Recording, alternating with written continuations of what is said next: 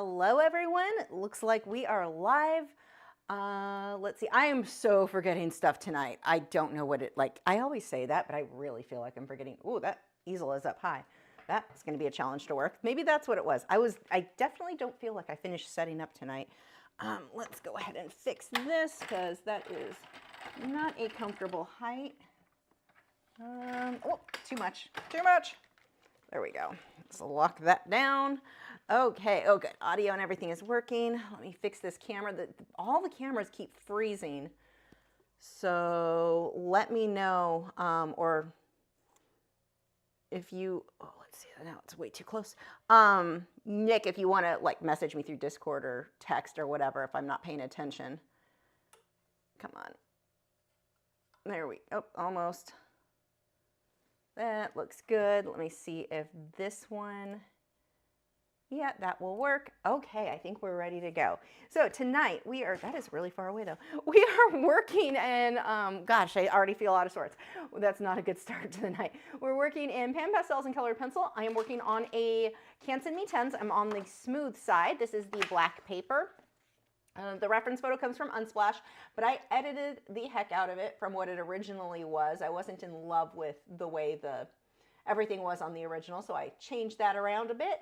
But I do have both available for you to download over at patreon.com/Lachri. The direct link for this specific reference photo is in the video description. You do not need to be a member to get it, as long as I did my job right, which is always questionable. Unicorn Heart says cameras are freezing because the south is freezing burn. Yeah, it is. It has been cold. It's 41 here right now, apparently, if this is updated. So it's not terrible. But yeah, so it has been cold. We aren't as cold as some of, further south, South Texas, and all the way across the coast there. Holy crap. You guys are being hit hard. The snow and all of that. Oh, I'm glad it's not us getting snow this time. Oh, that's really selfish. Anyway, so tonight I'm going to be drawing this Luna Moth. I've already drawn everything out on tracing paper and used transfer paper, so I've got my clean line drawing on the paper itself. If you are within the US and you want to own this guy, you can bid. The link is in the video description. For that, if you get a critical error message, let me know, because it seems like if I just manually log you out, you're able to log in and it shouldn't be a problem. That seems to be the fix right now when that happens. So just let me know. And what else? I think that's good. I don't know. I've got to get going quickly though on this because, oh my gosh, I picked a project with a lot of details, but I thought it was so pretty, I just had to draw it. So let's go ahead. I should have started by having these changed out already. Let's change the tip on my soft pastel, or my pan pastel, not soft pastel. I don't use soft pastels. The feel of them on my hands freaks me out because I have issues. Okay, and that should work. Now, I haven't decided. I want to leave the background just black to make my life a lot easier. Just leave the paper showing through. But then it's harder to blend sometimes, so I'm probably going to end up filling it in with black. It's easier to get the colors to blend the way I want if I start this way. Okay, so I'm going to start by mixing white and some, I think is this raw sienna? I always forget. Burnt sienna. Why? I'm never going to get it. I just need to give up on the dream of knowing my colors. Okay, and we're going to just start putting a few bouquet circles, and then that way when I come through, yeah, I'm going to do the black. I just feel like it gives me a bit more, a smooth blend. Although that's actually coming out really pretty how it is. Maybe I won't use the black. Maybe I lied. That's really coming out nice. Now it's a little bit more orangey. Let me change the color temperature on that camera. It's definitely a bit warmer than what it really is. That's cool. Oops, wrong camera. That's why. That is the dog's camera that I'm adjusting. So not you, face cam 2. That's what I need. That's what it's called. I really should retitle these. Whoa. Not you. It's going to mess up every time I put my hand on it, so that gets annoying. Let's go ahead and lighten that up. Sorry for this. I should have adjusted this before we got started. I'm trying to make it as close. That's pretty close.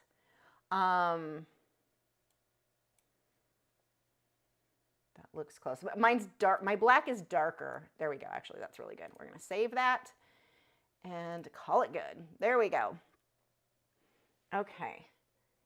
And I don't need my bouquet lines or dots to be anything, like it does not have to copy the reference photo. I like the colors, but I can put the location wherever I think it would look pretty. I want to make sure some of these look like they're going behind the flowers. Otherwise, that just looks weird. And like over the wing. Now this will be cut off by the mat. Let me get, this is my sample mat, not the one that this, if whoever bids on this or wins this, you get a new mat. This just lets me know about where it kind of gets chopped there. Where do I want to put you? Somewhere easy to grab. That'll work. Okay. Now I'm not reloading this because I want these to stay really faded. That was one of the big things I changed in the reference photo. These were way more bold and I want the moth to stand out. So I changed the way some of the flowers were and I changed the, I toned these way down. I'm gonna make some a little bit more colorful. Yeah, I'm really liking how it looks with leaving the black of the paper showing. So yay for that. That saves us some time and I can put that time then into flowers.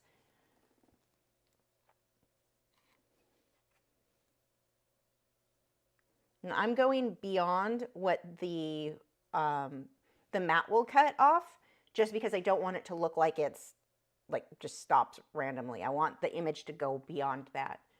Okay, well, that was easy. Do I have those all how I want them? Just kind of round some of those. Make sure when you do bouquet dots that they are overlapping and that you get a range of light and dark. Okay, that part is good. That went way faster than I thought it was going to be. Next, we are going to go on to the flowers. So let's start with the green. I'm gonna, oh, and this actually last used green. So I'm gonna use the pointy one now. So I've got a little bit more control and we'll go with chromium green oxide. And I'm just gonna use that to fill in. I've got to watch because some of these have more purple on the top portion of the leaf. I don't have to fill it perfectly. The colored pencils are going to fill in a lot of this. Do it as far as the shading and the blending and all of that. And then we've got under here, we've got green. And then let's see, obviously the moth, but we'll come back. I'm going to focus on the flower base layers right now. You can see I'm not continuously reloading this because I'm okay with a lot of the black showing through. So much of this is going to be filled in with the colored pencil. This just saves me time. I'm just getting my base layers. Now these start moving into this cooler green, so I'm going to switch over to adding some phthalo green to this mixture. I'm going to pull a bit into these too so they kind of blend a little bit more. Now, some of what's back here that's blurry in that reference photo is the out of focus background that I am not including. So you've got some teals back there.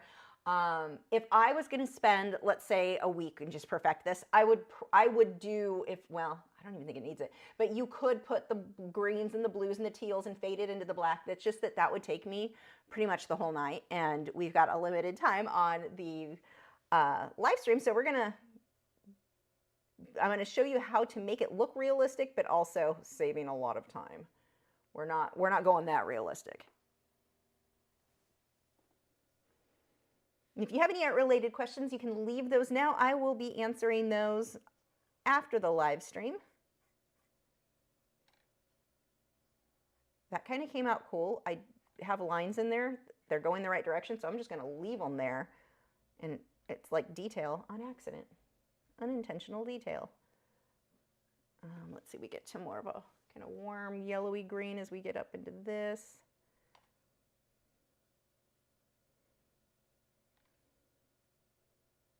And that stem is actually really dark. It's more of a dark purple. And let's see, now we've got the purple, so I'm going to wipe the green off the brush. I'm just wiping it on or the sponge. I'm just wiping that on a dry paper towel. And we've got purple. I'm going to mix my magenta and purple together for this. Let's see, we've got this one.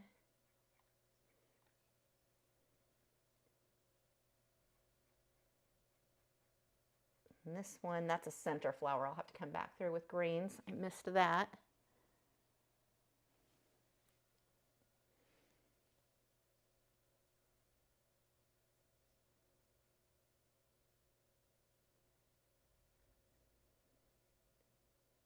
And then we've got more pink up here. So I'm just going to do magenta, get a little bit of white in there.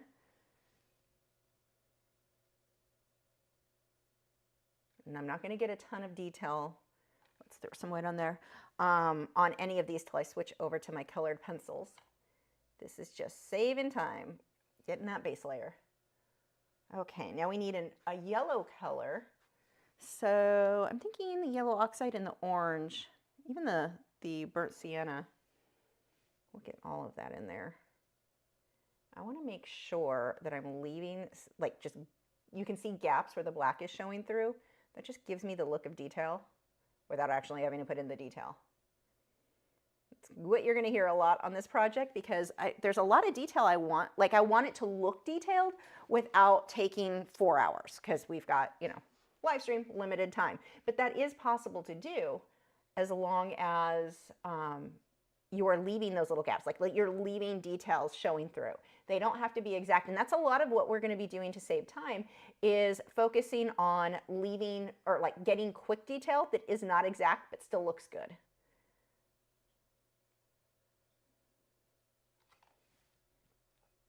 Was there any other yellow I wanted? No. And I need to get some more of the purple. See how I'm using the same brush? I'm just dabbing it and wiping it on my paper towel between colors. Now, if I was using black, I'm going to probably switch to a different brush altogether at that point, because the black is just going to overpower everything and turn everything grayish.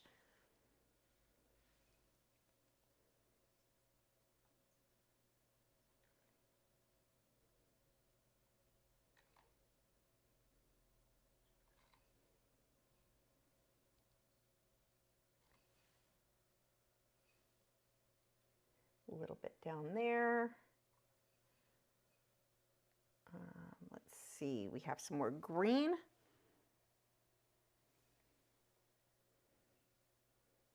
Tracy says, new to your channel, first live, welcome. And if somebody else is like, hey, I commented something like that and you didn't respond to me, I don't read all of the chat things while sometimes I'll glance over and see you guys chatting, so that's why don't feel like I've left you out if I ignore you. I normally wait till the end to get to, see how I just dabbed there. I think, are we good? I think we're good. I think we're, oh, no, I wanted to turn this into a leaf. It was actually a blurred area in the background, but I'm going to put leaves there. Okay. On to the moth. So I'm going to start with the greenish yellow. Now, the reference photo, the original, the lighting was really, really cool, meaning cool as in tone, like blue. It was blue. It was a blue moth. I want the yellowy, the bright yellowy green. So I edited that a lot. And I actually have a perfect green here. What is this? Bright yellow green. Hey, it's like I named it. That is exactly what I would name this color. So I'm going to go ahead and start with that. Actually, I want to make sure, I don't know, I guess it's coming up here enough. I was going to say I should probably change the sponge, but that is coming out pretty bright. I'm going to put a little bit more layers on the wings to make sure it's super opaque to cover the black paper. I don't care if a little shows through, but I want it to be bright.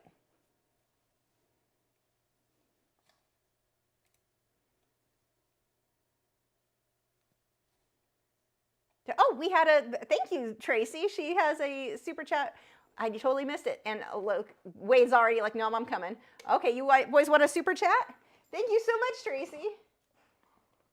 There you go. I think Gibson just takes it back to his bed. He's not even going to stand here anymore and chew on it. Thanks. The boys appreciate that.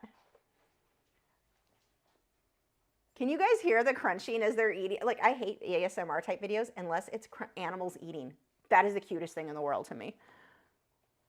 Well, one of many. There's lots of things that are cute. Animal related, I think, are the cutest thing in the world. Okay, so I'm going to start pulling some green and white in there to lighten that up. Actually, let's just make it easy. Lay down. You got lay down. Don't stand there and give me sad puppy eyes.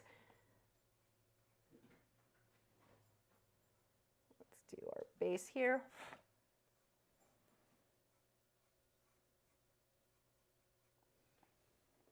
Wade down. Bad cow.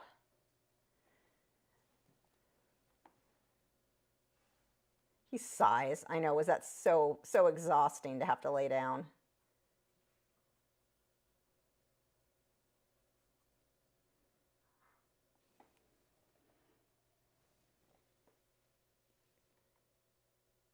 Okay, this twist, and I don't have the reference photo really good. Looks like this guy just like came out of his little cocoon and his wings are all twisty. At least that's the story I am telling myself. Looks a little bit more neon green on camera. I may have to adjust the saturation, maybe bumped up a bit too much here. The rest of it looks pretty accurate. That's just not quite that green, although it would be pretty if it was. Okay, now I'm going to get some of my green oxide and my white. I'm going to start going back over those. Bob says, I love those dog beds. Recommendations for my Ella? Those are from, who did I get those? That's Hollywood Feed. So they're here like all over Texas. I want to say Georgia has them. There's a few different areas that have them. I don't know if they ship. But if you look up Hollywood Feed and see if there are any in your area, I love those. They're US made. They're like super thick canvas. They remind me of so my grandmother used to work as at a canvas, like a boat shop. It was called A1 Canvas. And she did all the like she sewed big, heavy duty things. And she used to sew us with like excess canvas bags and stuff. Those beds remind me of that. It's like the quality is amazing. They wash completely. You can take all the padding out and wash them. Those beds are, I probably should wash them. I think we're getting about that time. Those beds are amazing. So they're the only beds I buy anymore. I mean, I was kind of a bed hoarder, but for a long time. But those ones, now that I found those are the only ones I get. They were like $150, but they went on sale. Like every Christmas they go on sale. I want to say I got them for like $99 each, which sounds super expensive, except they last so long and I can keep the rewashing them is a big deal for me. I am willing to pay more to be able to rewash and wash and wash and wash. Because you two stink sometimes. Now I'm going to use white. I'm using the same brush. I just wiped off most of the green on my paper towel. And I don't need it to be straight white. I can get it brighter white once I come on top with the colored pencils. Okay, and then I'm going to wipe it again, and I'm going to load this with a combination of red oxide and black to get a darker reddish brown. And if you don't feel comfortable doing like a thin line like that, you could just do that with your pencils. It's not a big deal. Same thing with the detail here. And here and here. And then the brown goes right under there too. Okay. I'm going to use a little bit of that brown just to get a base there. Okay. I think we are ready for colored pencil. Wow, the pastel part went pretty quick. I was worried how long this was going to take. I mean, the colored pencil part's the longer part, but I'm pretty happy with how, like, we're moving things along, unlike last week where it was, actually last week wasn't as bad. The week before I had some major, last week I had technical issues too, but I solved them all right before the stream. The week before though, oh my gosh. Okay. I'm just blowing any excess off since I'm leaving the black of the paper showing, and now I'm going to use my Spectrafix. This is Spectrafix in a fine mist sprayer, so I don't get heavy droplets. Now, sometimes you will get droplets that come out that are a bit heavier. What am I going to do if there's a droplet on the black paper? In this case, if it was a droplet that I couldn't get rid of, I'm going to put in a little bokeh line. Like I suddenly now will have a bokeh spot. No big deal. It's a very easy solution, so let's go ahead and light mist that. Actually, I'm going to go a bit heavier. Don't do it that heavy. Do it in lighter mists.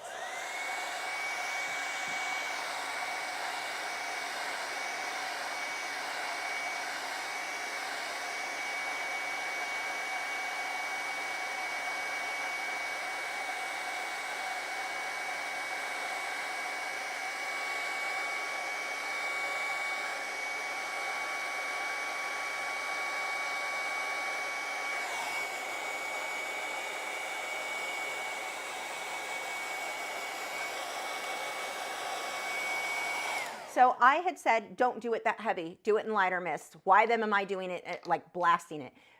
Because I am aware of the risks and I'm okay with it because I know how to fix it if it kind of messes, like if anything goes wrong. Then I use the hairdryer to dry it so it dries flat into shape. We also have, which is good timing for Art by MB, says, hi puppies, good evening everyone. Do you boys want a super chat from Art by MB? I think that's a yes. Backup so they could see your cute puppy faces. Oh, I don't know why they've decided that now they take the treat and they take it to their bed to eat. I mean, they always do that with big treats. I'm not sure why during the live stream though. Down. They look back at me like, but can we have more? No, lay down. Greedy. Acting like French fry, my gosh. Thank you so much. Okay. Where are we? There we are. Now we've got to get colored pencils out. So I'll actually tell you about greedy French fry since I'm getting pencils and we've got to take a quick intermission. My parrotlet has decided that he doesn't just want a bite of his treats. He takes a bite and then continuously fills his beak. He keeps taking more and more bites, shoving it all into the back of his beak until his beak is totally full so he gets more treats from one bite. He's really smart, but man, is that bird greedy. We're working on clicker training and he's learning to come when called, which is going really well. He figured out tonight that if he quickly flies off my shoulder when I call him, he'll come to me. He sits on my shoulder, he gets his treat, he eats his treat, and he quickly learned tonight, fly to the desk and wait for me to call him back so he gets more and more treats. He just keeps going back and forth for me to call him so he gets another treat. Smart little guy. So excited. Okay, let's get back to work. Oh, the color is weirdly accurate tonight. Kind of creeps me out. Doesn't usually do that. Oh, and all my sharpeners got pushed back. Let's do some rearranging.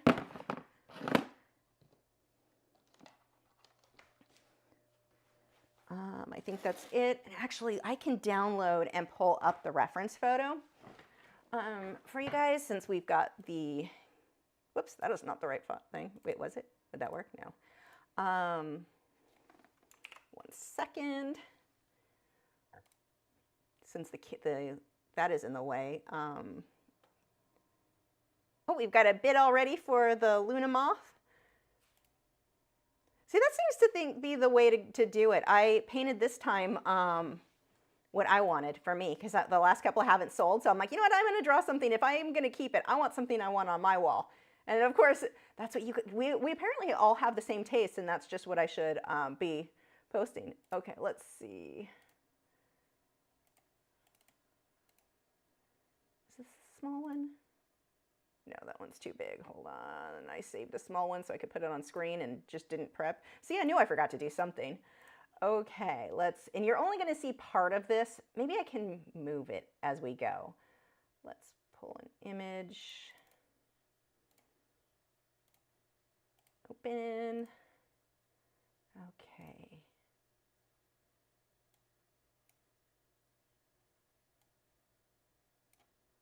We're going to start with that flower, so I'm just going to leave that part zoomed in right now. And I can actually turn off, let me disable the palette for now. Oops. If I disable it, I think maybe it'll save some camera memory, something. I don't know. I'm just making stuff up as we go. Okay, there we go. And let me close my email because that's in the way. There we go. We are good to go. Yes, if you would like to if you're having a problem with painting, drawing, something very specific, and you want to send me, I need to see a video of what's going wrong. If you are willing to let me make a video out of it, you upload to like Google Drive, upload your problem video, and keep it short. It doesn't have to, just use your cell phone, show me what's going on, show me what you're doing if you can. If not, just show me a video of the problem in the thing and send that to me and I can make a video solving the problem for you. Usually I can solve the problem. And you can just email that to me, lisa@lachri.com. Okay. Oh, good tea. Orange cinnamon. It's amazing. Although the brand matters. I got a different brand and it was kind of terrible. Actually, that was apple cinnamon and it was terrible. What am I doing? Focus, Lisa. Focus. Butterfly. I'm going to start with that flower. So let me zoom in on my reference photo and pick out a few pencils. I'm going to need some greens. Probably already have some out from previous projects. We've got green. I'm going to need a purpley color. I've got purple. I've got deep rose. I don't know if I'm going to use that one too much. Let's pull out cream for highlighting in polychromos. I need to find a nice lavender color. I don't know which brand I prefer for that. I may have to try a couple. They're kind of not that light. I'm going to go with whichever brand has the color I want over the brand. Ooh, Heather looks perfect. So this is going to be Derwent Light Fast Heather is going to be really good for that violet color. And then that can fade into the purple. And then for greens and yellows. I like polychromos when possible because they are going to sharpen to a really fine point. I'm going to pull out, what is this? Green yellowish. I'm going to get a deeper green. That's too bright. I don't think I'm going to end up using that. I'll use this for the deeper shadows. This is juniper green and then kind of a light. Oh, you look pretty good. You are May green. Then for yellows,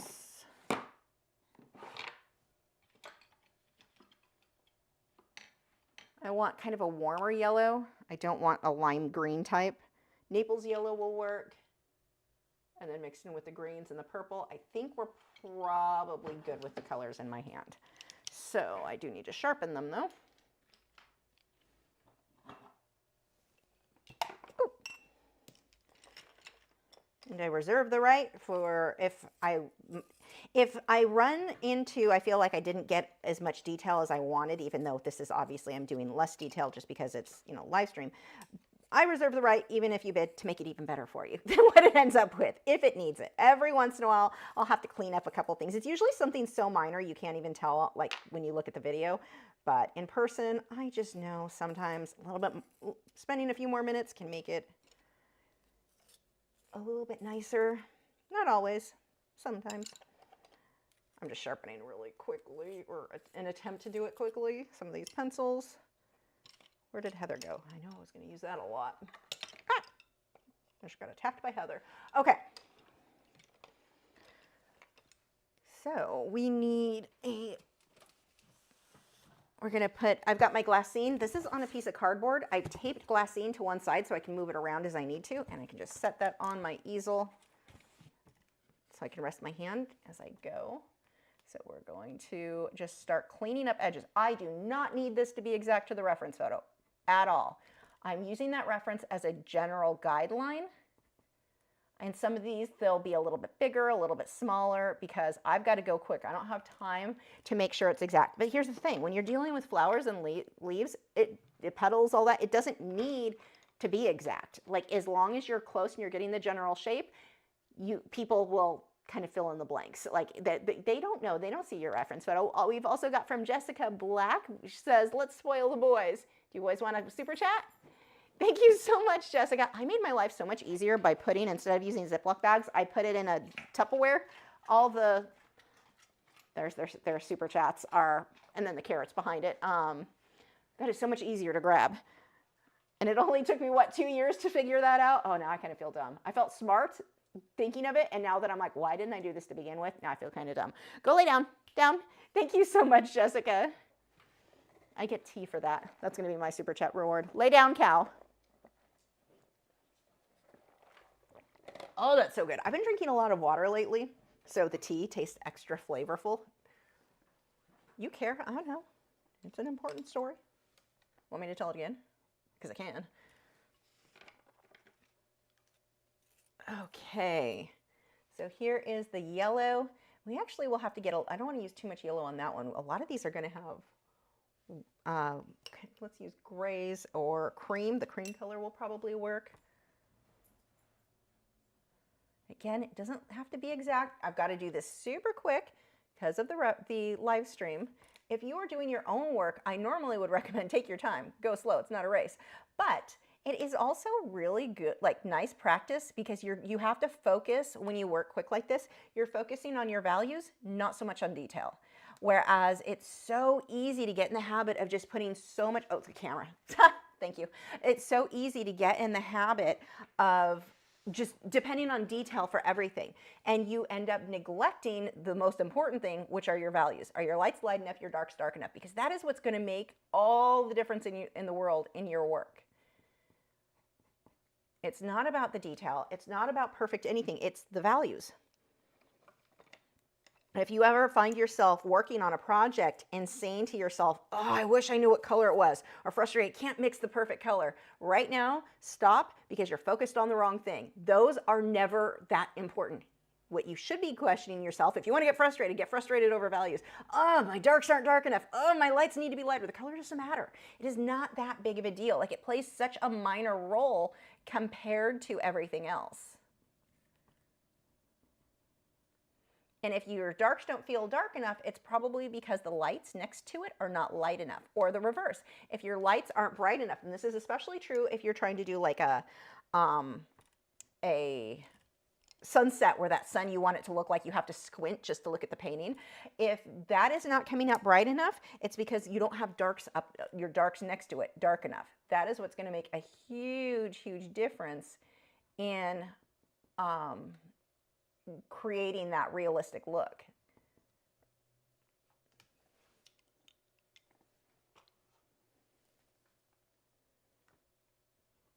I need white.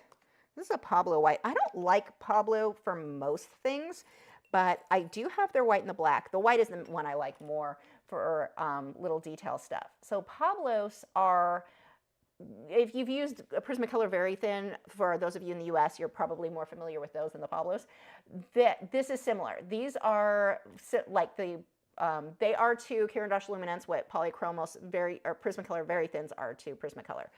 I never loved Very Thins. If you did, then you might like the Pablos. The thing is, not all of the Pablos are light fast. So they're great for details, like what I'm doing right now, this little teeny tiny stuff, wonderful for that. But they're not all light fast, and they're very waxy.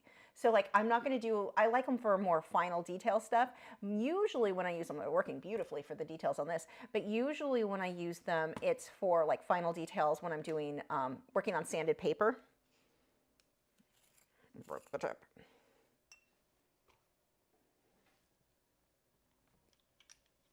Let's see, we've got little bumpy guys up here. We're just going to get the tips of them to create the look of that. And then I'll take a darker green in between some of them to start creating that look of these little circles. That's really all they are, is just a cluster of circles or ovals. Again, they're not going to be exact to their photo. I just want to get the look of a bunch of detail in there. I pick one or two little things from the reference photo and copy it kind of close, but not exact, because again, time. And you're going to hear me say that a million times tonight, but it's really the thing that I'm keeping in mind. How do I make this look really good and look like there's a ton of detail without actually spending 2 weeks on it? And this is a trick you can use on stuff that does have a lot of detail, but you're also not going to want to spend that much time on. Let's say you're doing a scene that's like a fox on a forest floor. You've got a ton of leaf litter on the ground. Like, that takes forever. You're getting yourself in the habit of making it close but not exact, and that is going to speed things up. I'm using my purple. This is the Derwent Light Fast Purple. This is a must-have color in my opinion, even if you don't have the rest of the Derwent colors. Purple. You have to have purple. Purple and Nightshade are like my two favorites. But anyway, back to like if you're doing something super detailed with a ton of leaves, as long as you're copying a few of them here and there and you're going for close, it'll look like you've got more detail than you really do. Pushing a bit harder with that heather to make sure that shows up. Okay, we've got little polka dots in the yellow here. So look, it looks like I've got all this detail just because a couple of little dots. And then these guys are kind of fluffy. They have definitely not shaved for the winter.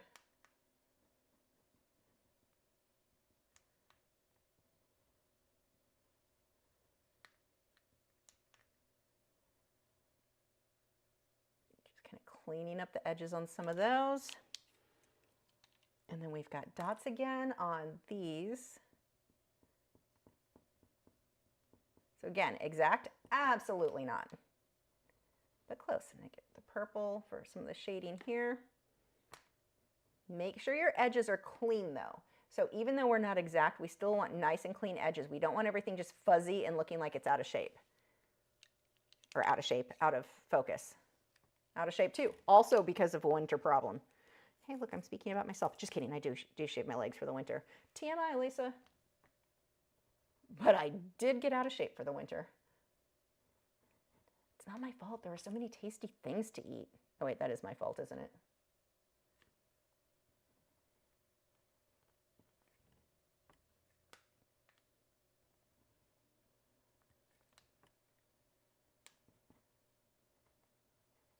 One of the worst things to ever happen to my diet, I have celiac disease, so I'm gluten-free, and Oreos makes gluten-free Oreos, and they're amazing.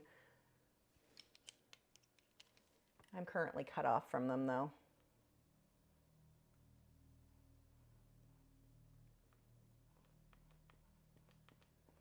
So I'm pushing a little bit harder with that pencil to make sure it shows up. Now, there's a leaf that sticks out right there. Or a petal. I'm not including that. It just looks kind of weird to me, so I'm just going to leave that out.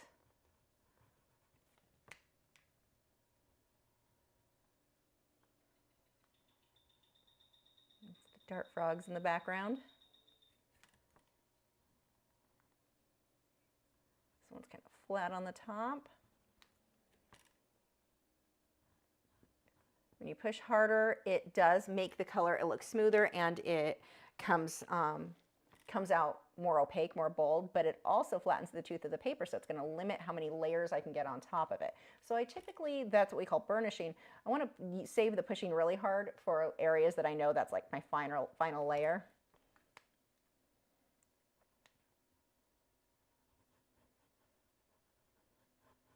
Get some streaks coming down here.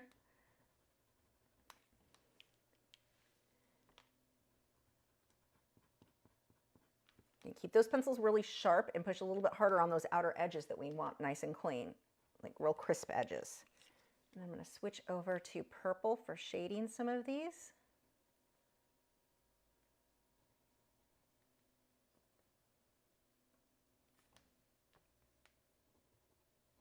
I'm currently obsessed with tiny details on flowers. Like, you guys are going to see so many flowers from me coming up. I've been, since I did the wildflowers that I'm working on that piece. I don't know if you can see it. No, you can't really see it. It's back there. I'm like obsessed with drawing flowers lately. You'd think I'd be sick of them. Nope, I just want to draw more. I want to draw all the flowers. Because all that tiny detail, it looks so good. Like, okay, I was going to say so good, so fast. It feels fast, but it's really not. Like, it takes forever. But it just looks so nice.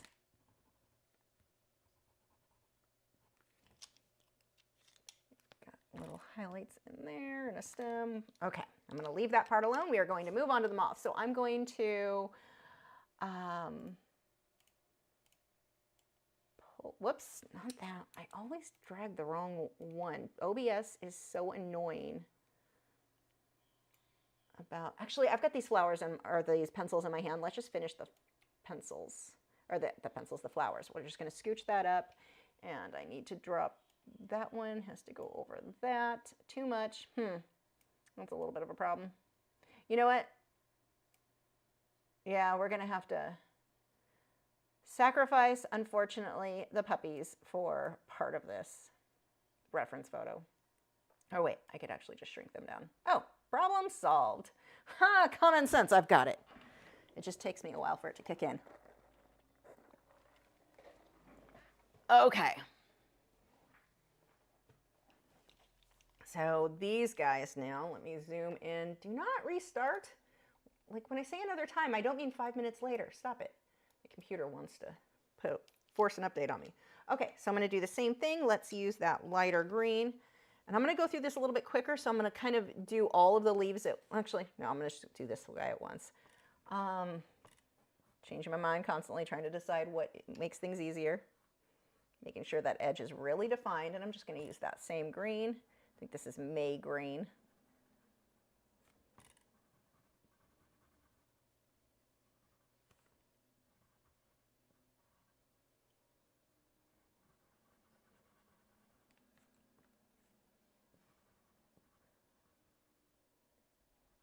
Always cracks me up hearing the dog sigh. Wade Bad Cow just had a huge sigh back there. Are we boring you?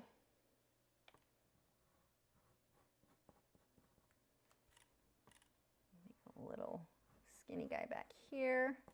You didn't eat all the Oreos like I did.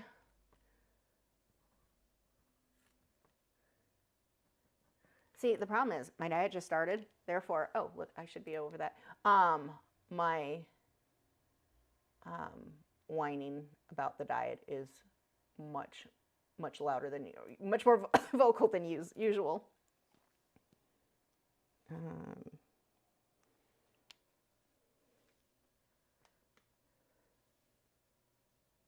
Let's see. That one kind of folds, so we're going to come down. I want to make sure that line here is kind of crisp, and then you'll see the inside of it. Oh, we have from JL, I can't talk, said, thank you for all your beautiful art and videos. Oh, thank you so much. You boys, look, they know. Thank you. The boys thank you too. Pick up. Back. One for you. One for you. Now take it to your bed. Oh, it hit your face. Thank you again. Okay, I'm going to zoom this in a little bit more.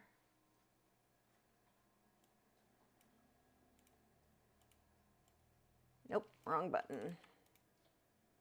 Nope, that's definitely not good. Ah, that's not what I wanted to do. Lay down. I don't know why you're standing there. Down. Boys, down. Lay down. They wait until I turn to look at them like, you're not going to make me. I could do what I want. So bad. That is why the cow is the bad cow. Okay.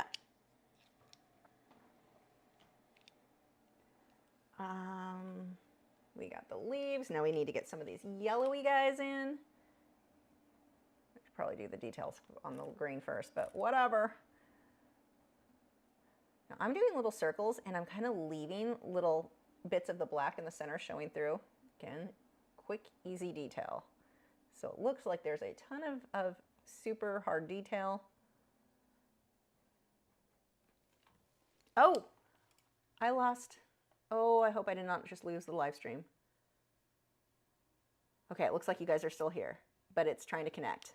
Crap, hold on. There we go, and we're back. Here we go. We've got green down here, so I'm going to get some of the darker ones. We've got the lighter green. I've got a lot of that in already. Okay, and we'll do the heather, just kind of blocking in, mapping out what goes where right now. We've got the light heather here. We've got a lighter one here. And then we've got these definite, they're kind of flat on the top. We're just going to fill those in. And that leaf has a lot of the heather on it. Make sure that top is kind of flat.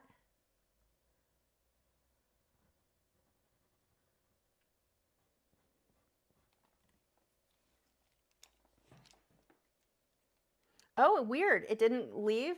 My screen left and told me I lost the feed and everything. I had to refresh the page, like my whole, the browser went down using my Pablo White there for some of these highlights,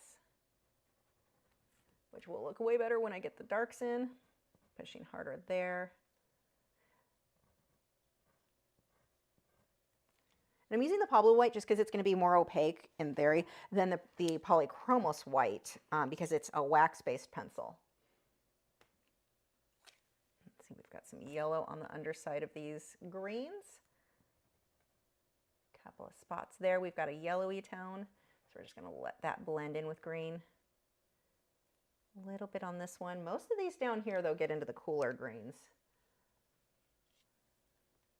Got some highlights on that yellow one. We'll hit the tops of some of those yellows.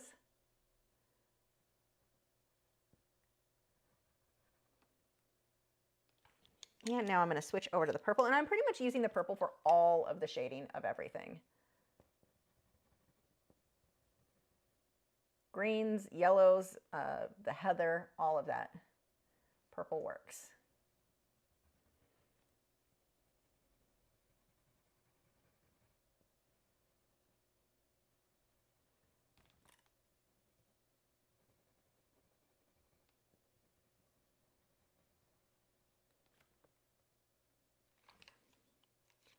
Then we've got some highlights here.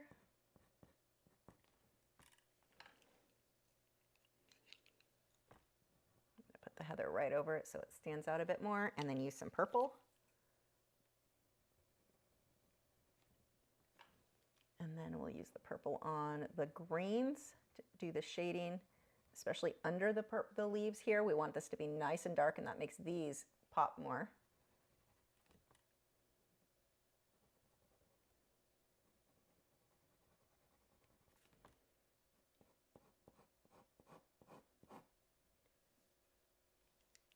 Okay, and we've got, oops,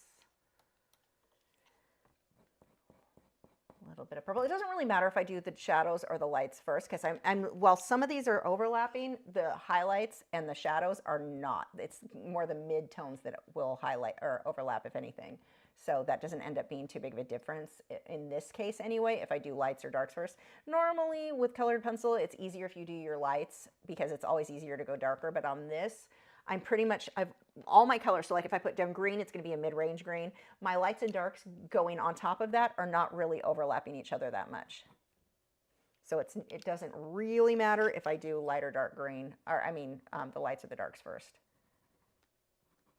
But if you're ever in doubt, put your lights down and then build up to your darks. It's an easier, safer way to go.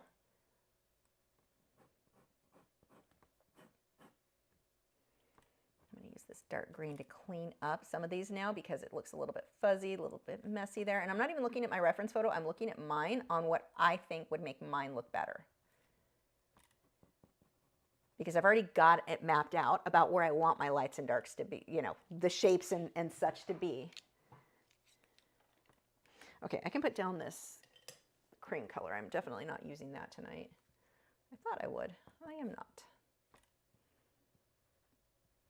And I'm going to make a few highlights more bold.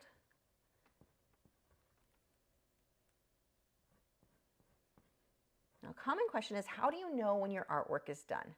For me, it's when I could hang it on my wall and be happy with it. Am I going to sit and pick it apart and wish I changed something? If that's the case, it is not done yet. Will I enjoy it on my wall? Will I look at it and be proud of it? Then yes, it's done.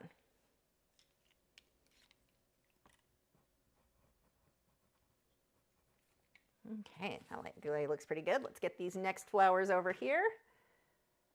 And I've got to, whoops, not that.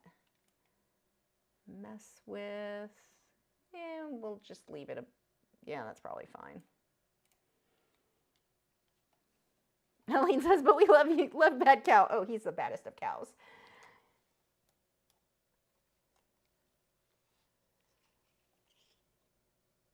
Okay. I don't know why, I just love honoring animals. Like the badness. Okay, sometimes it can be frustrating when like greyhounds can be very stubborn and you call them and they're like, no, I'm not coming to you. So, okay, that's not as much fun. But for the most part, like just the honoriness cracks me up. Oh, what am I looking at? What is what? Let's start with this bottom leaf because I apparently lost my place here on my reference photo. I think I have my reference photo zoomed in too much. I do. This gets chopped off mostly. Like birds. I think that's why I like birds so much. They're hilarious because they're so bad. I'm like, what can I mess with? Like Loki, one of our ringnecks, his favorite thing to do is pretend bite me.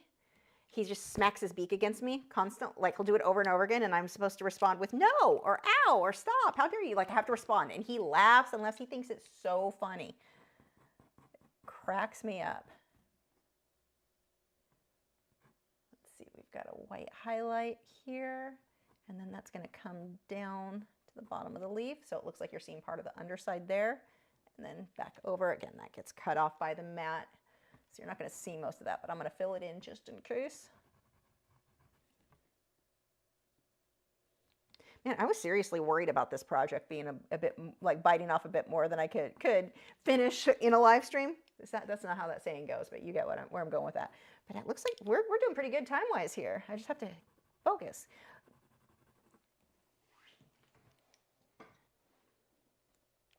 Okay. And then same thing for the shadow. I'm not jumping to black for any of this. I don't think I'll be using black on anything here. Maybe some of the spots on the wings might have black, but probably I can just get away even with that with the purple. It's just so great for shading. Like it works with most colors where black, if you get it in with the oranges and such, it ends up looking very muddy. We've got little hairs coming off of this guy. I'm just using the green, and then I'm going to come back through with a little bit with the Pablo, just some little dots. You can get a few little dots on here too, just to fuzz them up. Yeah, the computer screen, it is weird how accurate the colors that I'm seeing there are to tonight's project. These are picking up really accurate. Okay, so what do we have going on here? Okay, that is that leaf. So let's start with you.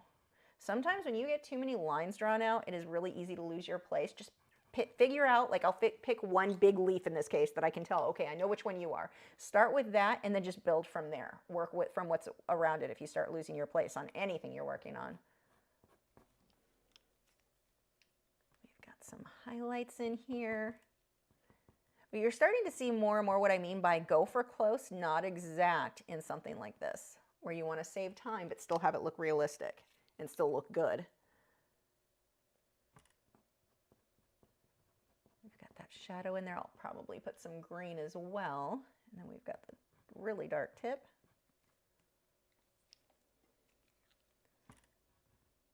Another little petal. And then another one, let's see, I don't have you, you kind of faded in the background.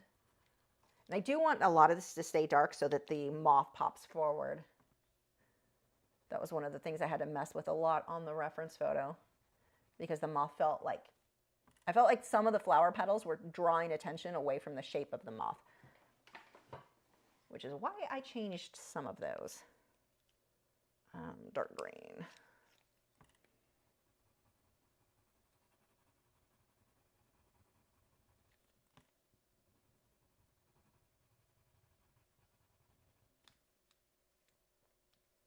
Okay, let's draw out. I want to make sure I don't get too crazy and fill in where I don't want for the moth. Crosses over, and then we're going to come down. It's kind of thick.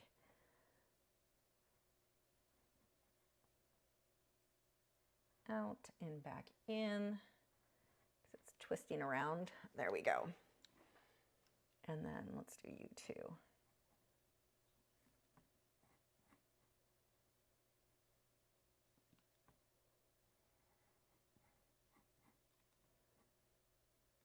You come down.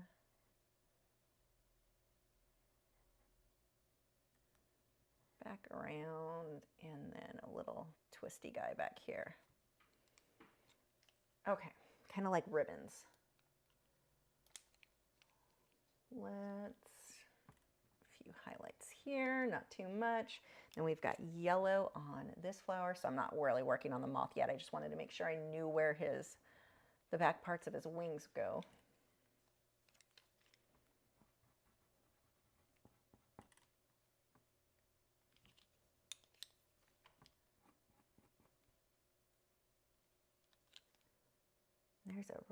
There's a pretty leaf that comes down. I don't think I'm going to fill it in though because it kind of takes away from when I do the moth wings, so I think I'm going to leave that out. And these are the things that you're going to be constantly asking yourself when you're working on something and you're looking at a reference photo. It's really easy just to copy the reference photo exactly, but that's not necessarily going to give you the prettiest results. You need to, as an artist, decide, would it look better if I made this darker or lighter? Like, what makes my artwork look better? The photograph already exists. I want to make it better.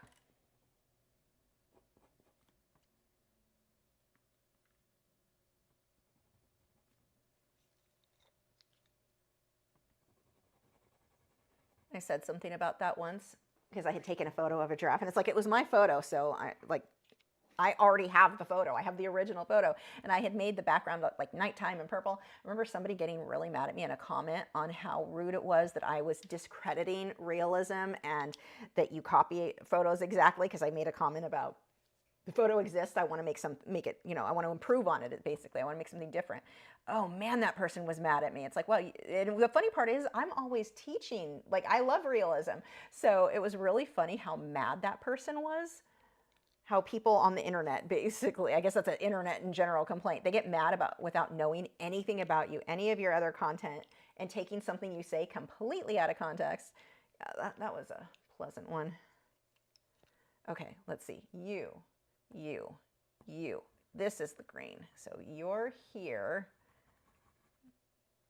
And I'm going to pull that green out a little bit more there. And then we've got these little dark, actually, let's do the highlights first. It's almost like circles, little kind of circle-y shapes. These are the outer edges.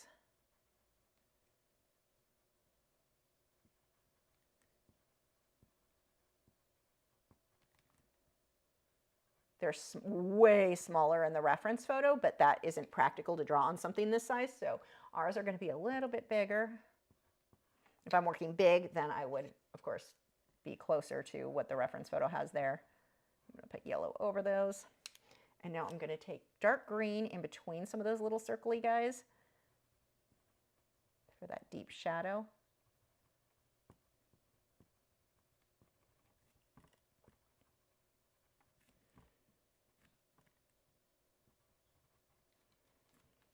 And deep, or the purple for some of the darker ones. Really get in there on the corners.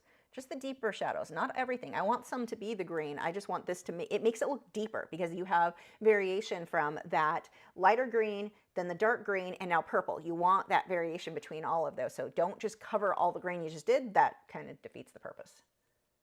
I don't know why I said kind of. It absolutely defeats the purpose. It's not kind of. There's no kind of about it.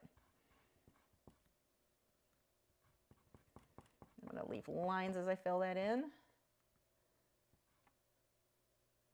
Even here, if you look at the reference photo, like that leaf does not come to the same location that this petal does. It does not matter. As long as it's pretty.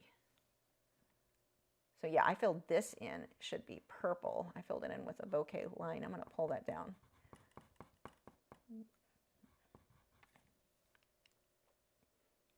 And we've got some white lines there. And green right on the end. We've got green on the ends of these. And now we're going to switch over to purple.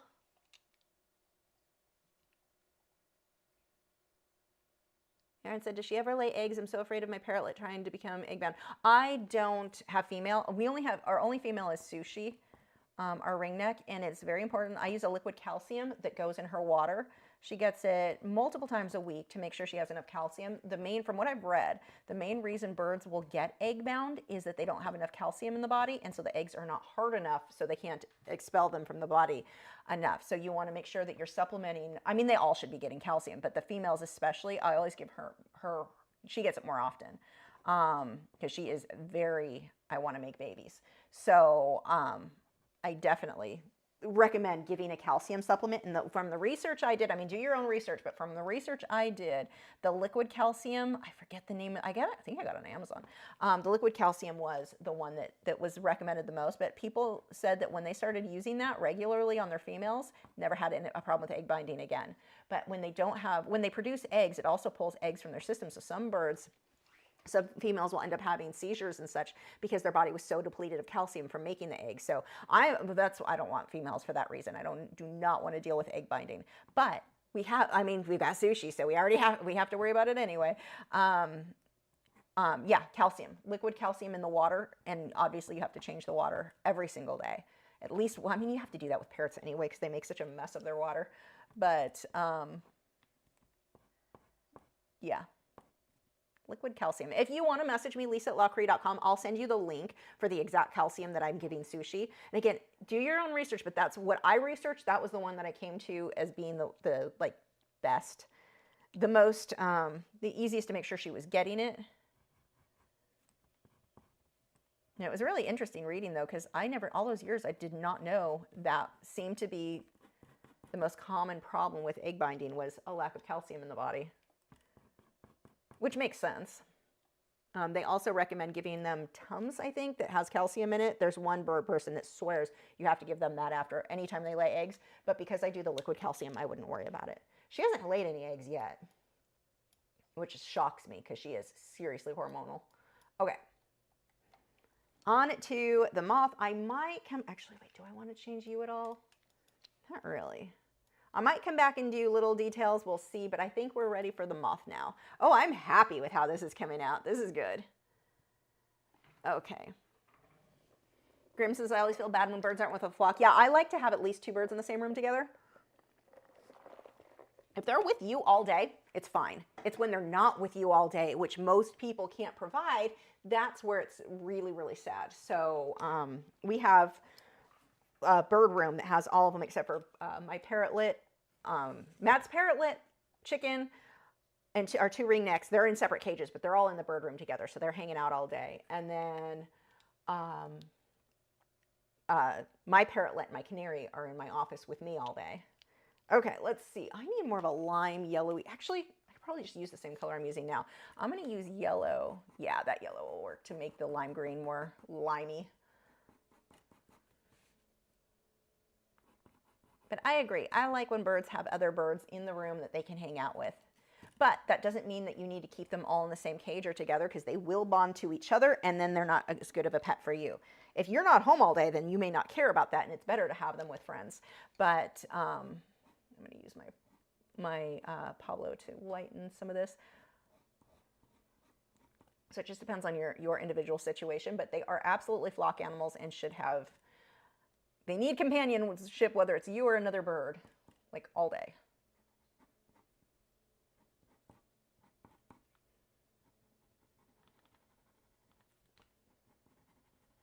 Just kind of putting in some of these highlights with that Pablo, getting around the edge of the wing here. We've got the floof, and that floof fades into the greens. This is going to really make a big difference when I come through with the darker green. When I get the contrast, that's when it's going to really make it stand out.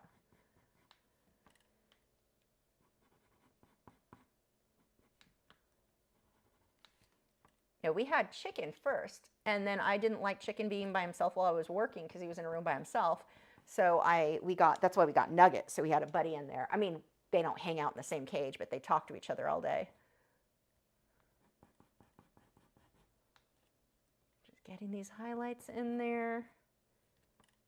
And I can push pretty hard with this because it's not like I need to get many layers on top of my highlights. I want them to stay bright.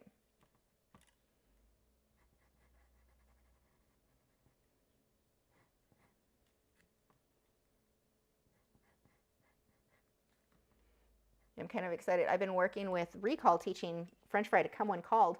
I'm going to start working with that on Loki, because Loki, our male ringneck, the one that you see in my videos lately where he's sitting with me, oh God, he was not cooperating. I've got so many outtakes from today's recording.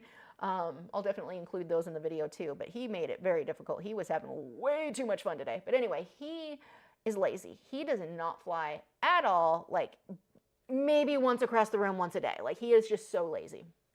So I'm going to work on him with clicker training and teaching him to come when called. So we've got really long hauls. So my husband and I can, get him to fly back and forth down the hallway for treats. Hopefully I can get him to get some exercise, because man, that boy is lazy.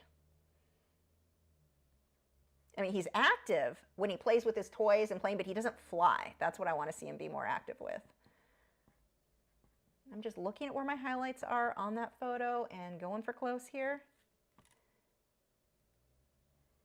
Oops.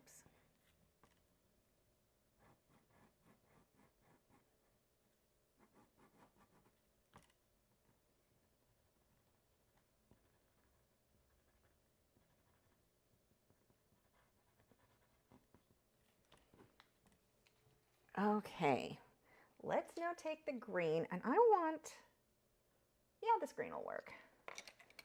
This is the juniper green. I'm going to sharpen that though. Let's see if this is too dark. I may need two. We'll see. So we've got some green in here. Yeah, I think I'm going to get a more like a phthalo green because I want that contrast between the warm yellowy green and then the cool green. I think would look nice. Oh, you're really dark. What are you? Pine green, and then I've got chromium oxide green. What the heck does that say? Fairy? I don't even know what that says. Oh, but that's good.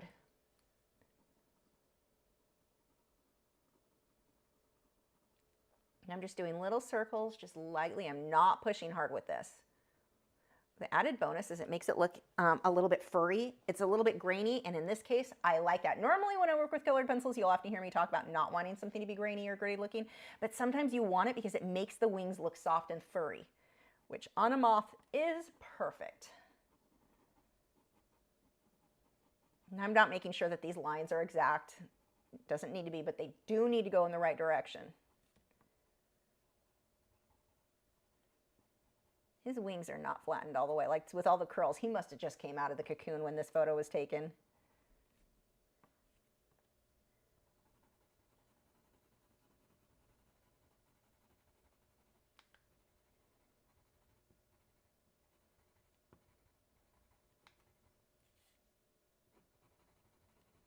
Now this here, if you look at the reference photo, oh, let's move the reference photo down. Oops, not that. Also still not that. Man, hold on. Not you, not you, there. You, there we go. So you're not gonna see the tail, but you can see that. You can download the photo if you wanna see all of it, but I don't know what I was going to ramble about. Oh, this area has this really dark line going through it. I'm not gonna, like I've got the hint of it being dark, but I'm not gonna make it as stark as what that reference photo has because it draws attention to an area that I don't want it to be. So I'm just kind of zigzagging, just a little bit sketchy there, leaving a lot of the lighter green showing through.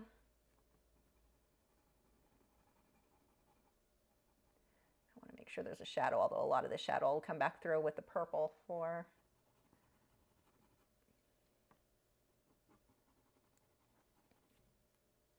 I need to do a Luna Moth painting for myself. I really like these guys. I'm going to take an even darker one on a few areas here. This is that the pine green? Yeah, pine green. Just in a couple of spots.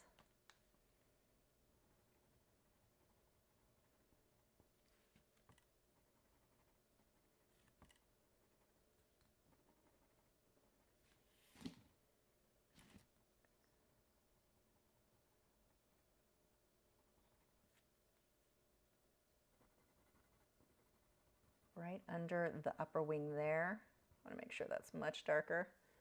Okay, and then a lot of that's going to be done with the purple. My mom is texting me, hold on. This is already sold. She's trying to talk me into, she says she has a birthday right, which she doesn't, it's not till September. But this one has already got a bid on it, so you cannot have this one. Now this is actually black on some of the wing. I may leave mine purple because I'm not really using the black pencil and the purple is dark enough. This one is bigger than that one. Let's see. And if you're feeling bad for my mom, thinking, no, you should give it to, she gets a lot, like a lot, she claims. So I have to be very firm and tell her no, because she will take every single thing I have ever painted. It's amazing to have a supportive family, but she wants it all. She is like French fry. She's greedy. So is French fry. She says, damn. Okay. Whoops. Where am I getting these? Here we go.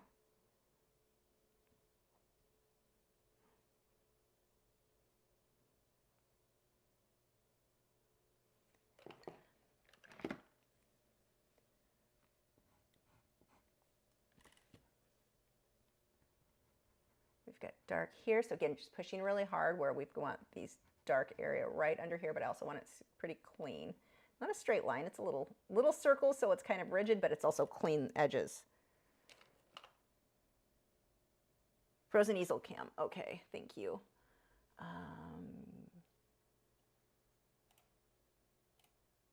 You guys should all thank Nick and Joseph because these videos would be a hot mess without them. They help so much, and Clark Fine Art when she's here. Oh yeah, she said too, the easel cam froze. Like, seriously. Nick just texted me because I was apparently completely ignoring you guys. There we go.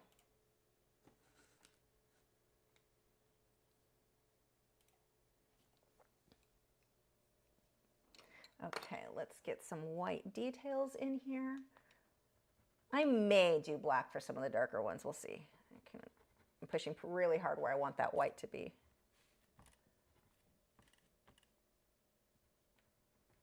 Little fluffy head.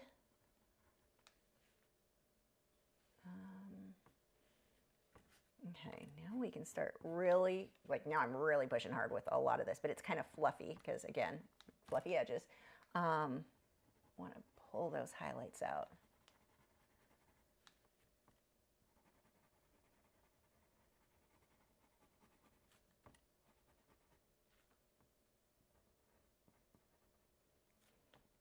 And we'll pull some purple on these edges too, so it's not going to stay white all the way across. Well, mostly the purple will go under.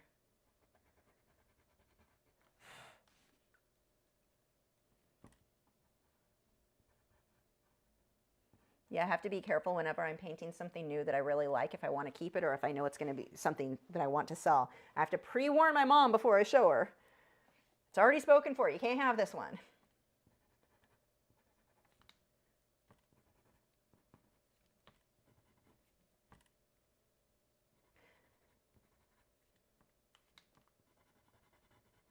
It's definitely a good feeling, though, when people want your stuff that much. Especially your mom. Like, my mom's not going to lie to me about something like that. Like, you know she likes it. One of the things you can do, too, I like doing this. Fine Art America, their puzzles have been really good. I've been actually using my mom to test the quality. My mom loves puzzles. You can have artwork made, or puzzles made from your artwork, and give those for gifts. So if you do have somebody who wants the work, but it's sold, or like you're keeping it, whatever, you can have puzzles made, you can have pillows made. I use Fine Art America for all of those. Not everything with Fine Art America is amazing. Like the phone cases, I don't use them for that. They're not bad. I like, who do I use? Teespring better for the phone cases. The phone cases weren't terrible with Fine Art America. It was the t-shirts and sweatshirts and that stuff. There were a lot of problems with that. So, and I like Teespring too, because sometimes I've had problems with the quality of sweatshirts and stuff with Teespring. I show them the problem, like the prints coming off, whatever. I've actually had that happen multiple times. They replace it, no problem. Now I've got a free painting shirt and the new one. So like, I love Teespring for t-shirts and such, but the print was horrible when I used Fine Art America. So I pulled all of that off. My friend had bought one and it was not good. So I pulled all of that off my website. So not everything with Fine Art America is great, but the puzzles were definitely good. The prints have been good. The phone case was actually decent. My favorite, though, are the phone cases from Teespring. That's where I sell most of them now. I'm using purple right around that edge, getting that dark. I'm going to define the shadow a little bit more on a couple of these spots. Man, we are really doing good time-wise. I was worried about this one. Sometimes I pick up a project and it takes me way longer than I planned. I'm going to use this for the... Now, if you look at the reference photo, that's kind of a grayish brown for the spots in here. The purple is fine. We've been using the purple all night for shadows. It works great for this too. It's about the values, not having that perfect color. Unicorn Art said that is so special that your mom is one of your biggest fans. So special. My biggest fans, or a thief, because she might also be the person who robs me. We can go either way on that. But no, you're absolutely right. I have the best mom ever.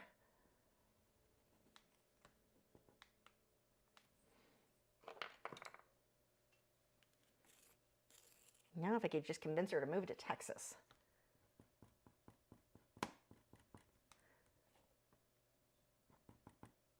She's still in Southern California.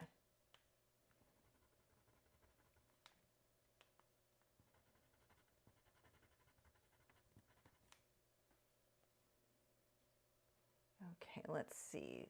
We've got some highlighting in here. Oh, I love that I'm doing good enough time-wise. I can put in that extra time I wanted on this. Let's see, a little bit lighter here on a couple of these.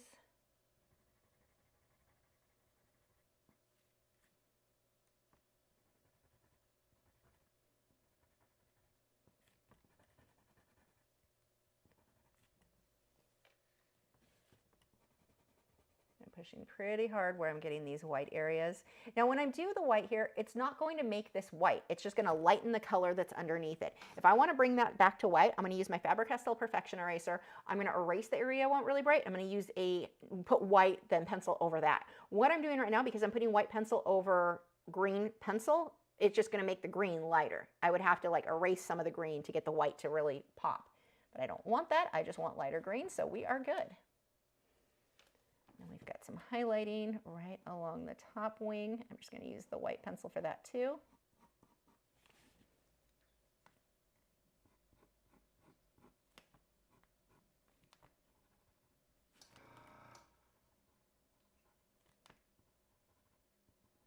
Okay, probably turn that air compressor off. I have not airbrushed in a very long time. It's been like a month or more.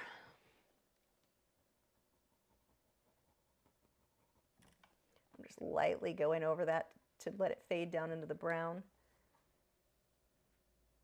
Now I would like the white to be a little bit brighter here, so we can go ahead and show you what I mean by the eraser. I just have to find one. Let's see.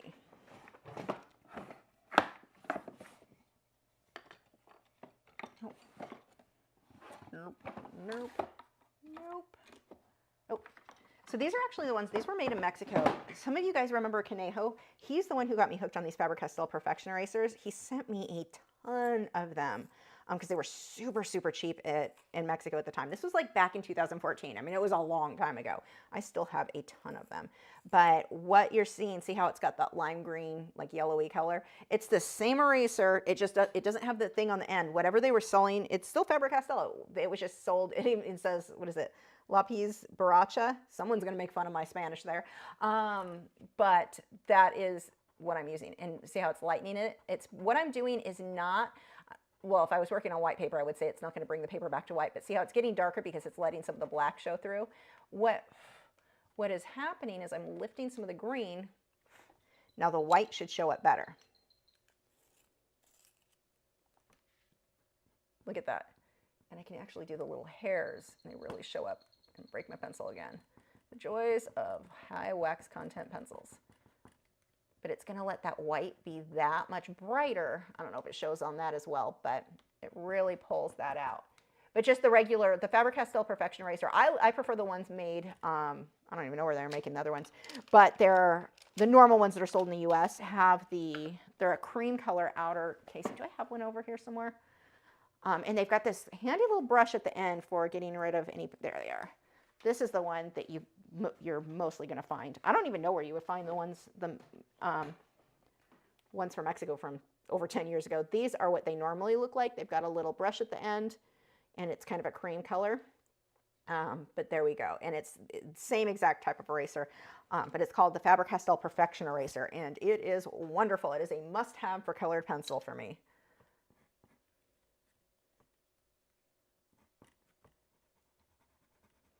And I can also take now, actually, for some of these areas, I want to be a little bit thicker. Let me see. Yep. I can use my Derwent Chinese White, drying Chinese White, and push a little bit harder to try to lighten some of these few areas, but it's thicker, so it's going to get me more coverage faster, and it's super opaque.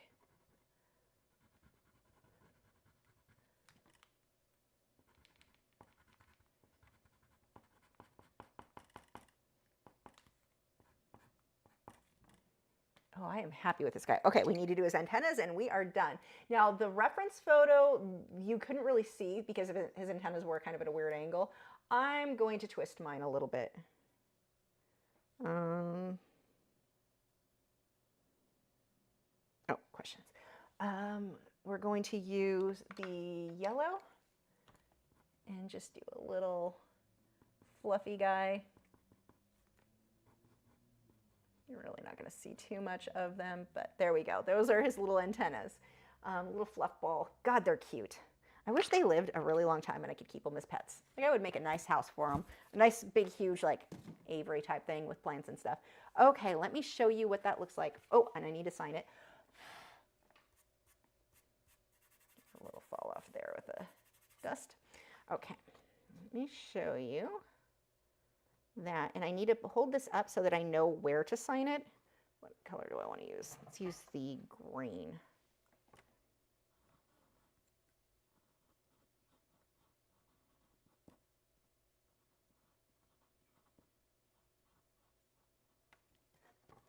So this is, I'll show you in this one because that camera, it gets overexposed like crazy. Actually, this one's pretty bright too. Let me, wrong one. Nope, not you. Nope, not you. Which one? You. Okay. There we go. I have way too much up here right now. So here is the finished. It's a little bit, it's not as bright under that camera as it is in person. The color I think is a little bit more saturated, but here, let's do so the angle's not so weird. That is a weird angle no matter what I do here. I can't get that to be straight, so we're going with that. But there is the finished one, and it's going to, of course, when it's matted, be more like this. So you can see how that gets fit where it fills out. Just oh, that looks so good filled out like that. Oh, I'm excited for whoever wins this one. I'm a little jealous. I'm definitely going to have to make myself one. Apparently, I need to make one for my mom, too. Okay, so there we go. Again, if you want to bid on that, the link is in the video description, or go to lachri.com. It's only in the U.S. because shipping outside of the U.S. is a nightmare when it comes, like, it just doesn't, I don't have tracking. I have no way to prove if it got to you or not. And so, yeah, it's a whole thing. Anyway, let's go ahead and start with your questions. First, we have Aaron Hall Makes said, I would like to know if you wash your soft tool tips or if you just kind of leave them, one for each kind of color group. I just wipe them off until they get crunchy. I read where people wash them. They're too sensitive for my taste. Like, I don't find that to be super useful. And while I understand the idea of I don't want to produce more waste, they're this big. I'm not that. Of all the things I waste, this is not one I'm super concerned with. So I have a big thing. Like, you can get them in kind of bulk. I use a bunch of them. When they start to get crusty, I just toss them. But there are people who do wash them, and go for it, but I'm also too hard on it. Like, they start to fall apart, they start to rip, so I don't wash mine. I just leave them out in kind of for different color groupings like you mentioned. Jessica said, what is the longest time you'd recommend someone to spend on a colored pencil drawing with the expectation to sell it? For an example, an 8x10 or smaller with pan pastels and polychromos or luminance. Ooh, so that's a hard one. Are you talking about... This is one of the challenges for artists. Like, there's an artist I know who's phenomenal. She works in colored pencil and charcoal, graphite, like all the pencils. Phenomenal artist. But she doesn't need to make it a living. Like, her work is incredible. And I look at that going, well, I know I could do that, but also I need to make a living and I can't spend a year on one piece. So she might get 2-3 pieces done in a year. I don't know. Not enough to live off of. Like, she would have to sell each of those. They're photorealism. I mean, bordering hyperrealism. Not quite, but, you know, she's that realistic. She would have to sell them for so much money. And you could say, well, okay, you could sell prints. Yeah, but most of them are portraits. You're not going to get that many sales of portraits. Not that many people want to hang a stranger in their house. Some will, not that many, not enough that you're going to pay your bills. But she was wealthy to start with because her husband, he's very well off. So she's able to do that. And that's not like to sound catty or like, oh, must be nice, because I don't feel that way at all. I'm saying everyone's situation is going to be a little bit different, and we are just going to have to be flexible and kind of work with where we're at. I can't do that. So I need to be, you know, I like to have a range like this. The starting bid was $70. If I put this on my website, I'd probably sell it for around $250 at that size. 5x7, maybe $195. But yeah, probably I'd say $195 if I were to list this. But like if I weren't selling it as an auction type thing. But you don't sell that much. You're not selling every day. You're not getting that many sales on stuff. Trust me, I know. You're going to, no matter what it is you do as artists, like you're never going to depend on just selling your original artwork. You're just not going to, wait, stop chewing your feet. You're never going to, you're not going to pay your bills. You're going to also make prints. You're going to have merch. Maybe you're making videos. Maybe you're teaching local lessons. You could do that, like go to a senior center or a community center type thing, and maybe they'll bring you in to do lessons. Or you can teach, like I taught out of Michael's, I've taught out of Hobby Lobby, I taught at a paint and sip, whatever type class. You can do kids things, maybe Girl Scouts groups or Boy Scouts thing. You can do things like that. To make, I see those super chats, I'll get that in just a second. I'll get the, you can do stuff like that to make an income that can make up for the fact that maybe you're not able to sell enough 8x10s and pay your bills. Like, it's a hard question to answer because I'm not gonna say it's completely impossible to make a living just selling your artwork. I'm saying most don't do it. I don't know how to do it. I was never able to manage that. I've got to sell prints. I've got to make videos. I've got to teach. I love teaching, so that works out well for me. I would have wanted to teach anyway. I've got merch. I've got affiliate links. My Amazon affiliate links are a big help. You know, you've got all of these different sources of income. I think if your goal is just trying to make enough off selling 8x10 paintings or drawings, you're probably not going to make it either way. So it's kind of weird for me to think of how much do I need to sell? And then that's your other thing. You've got to figure out how much money do you need to make. Actually, let's come back into this because we're going to talk about just pricing art in general. But first we've got a couple of super chats here. Do you boys want a super chat? First is from Art by MB. She said, my daughter wants to show the love to the pups. Somebody burped as they got up. That was a big burp. There you go. Thank you. So that's Art by MB. We've got one more in a minute, but we're going to let them lay down. The next one, you can chew and lay down. They actually, it's so funny. They always are laying in those beds. Wade, both of them, but Wade was the worst the other day. I decided just to randomly give them an extra treat. So I walked by and they were laying down and I handed it to him. Wade did not even lift his head. He just laid with his neck, everything, just flat laying down while chomping on his treat. So lazy. Gibson, down.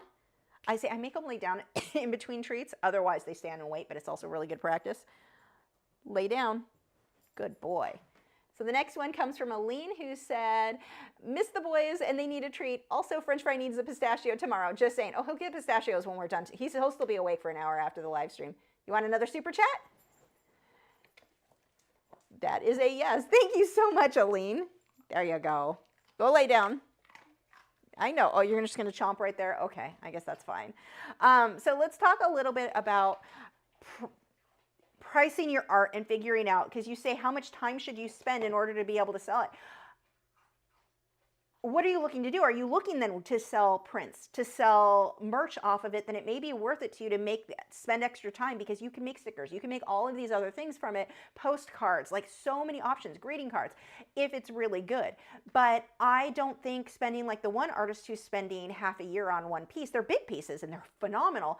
I also don't think you're probably going to make a good living doing, spending 6 months on something. There's no way. Down. There's no way for me to say you should spend 2 weeks max on one project. Okay, let's say you spend 2 weeks on an 8x10. What do we need to make to live now? $2,000, $3,000 every 2 weeks minimum to just base pay bills? How are you? No one's going to spend that much on an 8x10. This is what I'm talking about. You have got to have all of these different sources of income as an artist. You're not just going to sell the originals. It's just not going to happen. Somebody's going to say, well, here's one person that did it. Yeah, and I can list a handful of rock stars that make a ton of money, but most musicians are not rock stars. They've got to play at like restaurants at night, like on Saturday nights. They're playing weddings. They're doing all of these other things, not just I made a CD and I go play these big shows like that. Very few people reach that stage. The reality is most of us as musicians or as artists, we're the lower level, like we're not the big celebrities here. We've got to do like so many eggs in so many different baskets in order to make a living. So answering the question of how much time should you spend on an 8x10? Okay, well, let's say you need to let's just use $2,000. I don't think that's enough to live off of, but okay, let's say $2,000 in 2 weeks. So to get an 8x10, like a good 8x10 done. Most of us, we can say once a week. So we'll say $1,000. Again, no, you're not going to sell that for $1,000. Most people are just not going to do it. You may get one or two. You'll get those sales, but you're not going to be selling enough of those that you can actually pay all of your bills. You're not going to get a sale every single week. Even if you were able to sell them for $1,000, it's just not going to happen. You have to have so many different sources. So yeah, you have to balance out. Do I want to spend 6 months on one thing? No, probably not. You need to build up a collection so you have a lot of prints to sell. But you're also, you know, don't spend a year on something, don't spend 6 months on something, but also if you're spending 2 hours, it's going to look like crap.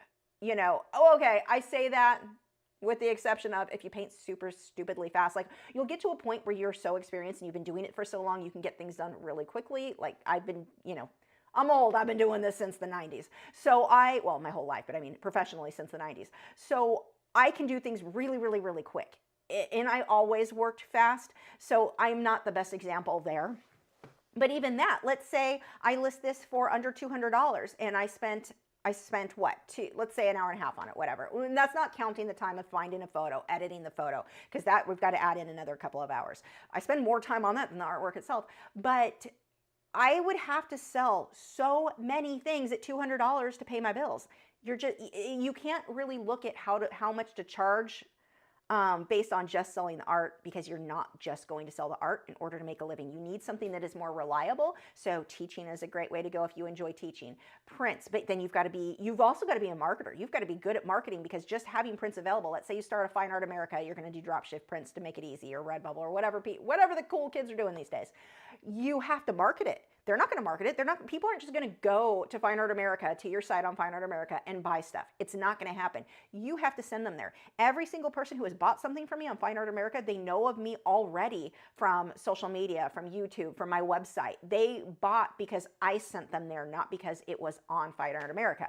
That's all. Like, you've got to become a salesperson. You have to learn marketing. Like, there's so much to do involved in being an artist. Just figuring out how much to charge for your art, you are not even at the tip of the iceberg there. Like, there's no way to just answer that. But these are just a lot of things. I know it sounds like I'm rambling, but these are a lot of things that you want to consider when it comes to making a living as an artist, of how much time versus how much, like, there's just so many elements you have to consider. And it's not going to look the same for everybody, except for you're not just going to sell the art and pay your bills. So that part's going to be pretty much the same for everybody, minus the like 3 celebrities who can get away with just doing art. So anyway, I hope that helps. I know it seems like I'm rambling, but it's just, there's so much involved in that question, and it's a great question. I don't think anyone's even ever asked me it in that manner. So good job. But yeah, things to keep in mind. Let's see.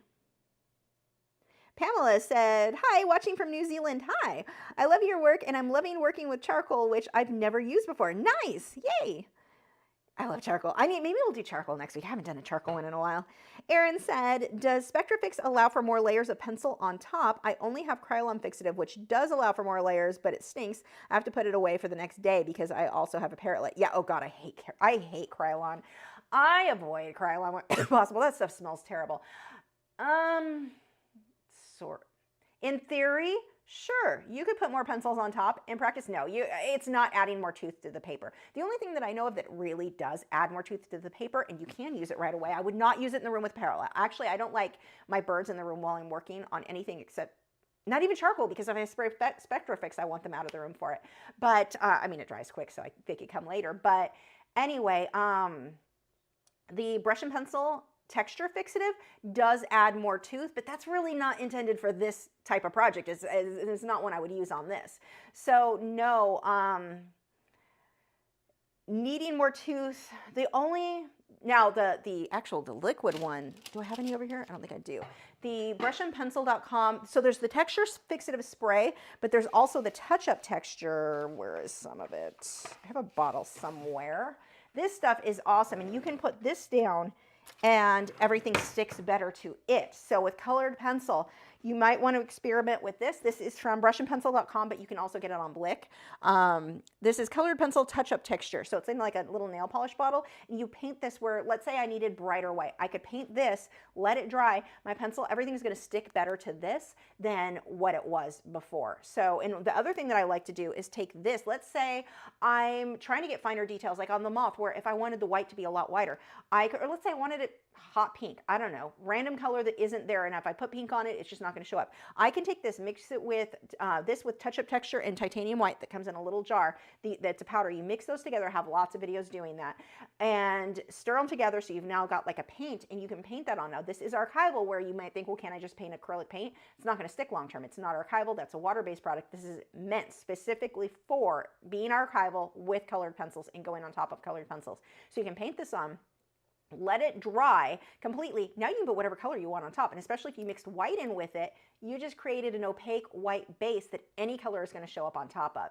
Now you're not going to do this for large patches. Let's say you decided you wanted this huge flower. This is not going to be your best bet. You probably should start over in that case if like I really had no more tooth and I didn't like what it looked like. But that would be the way that I would go.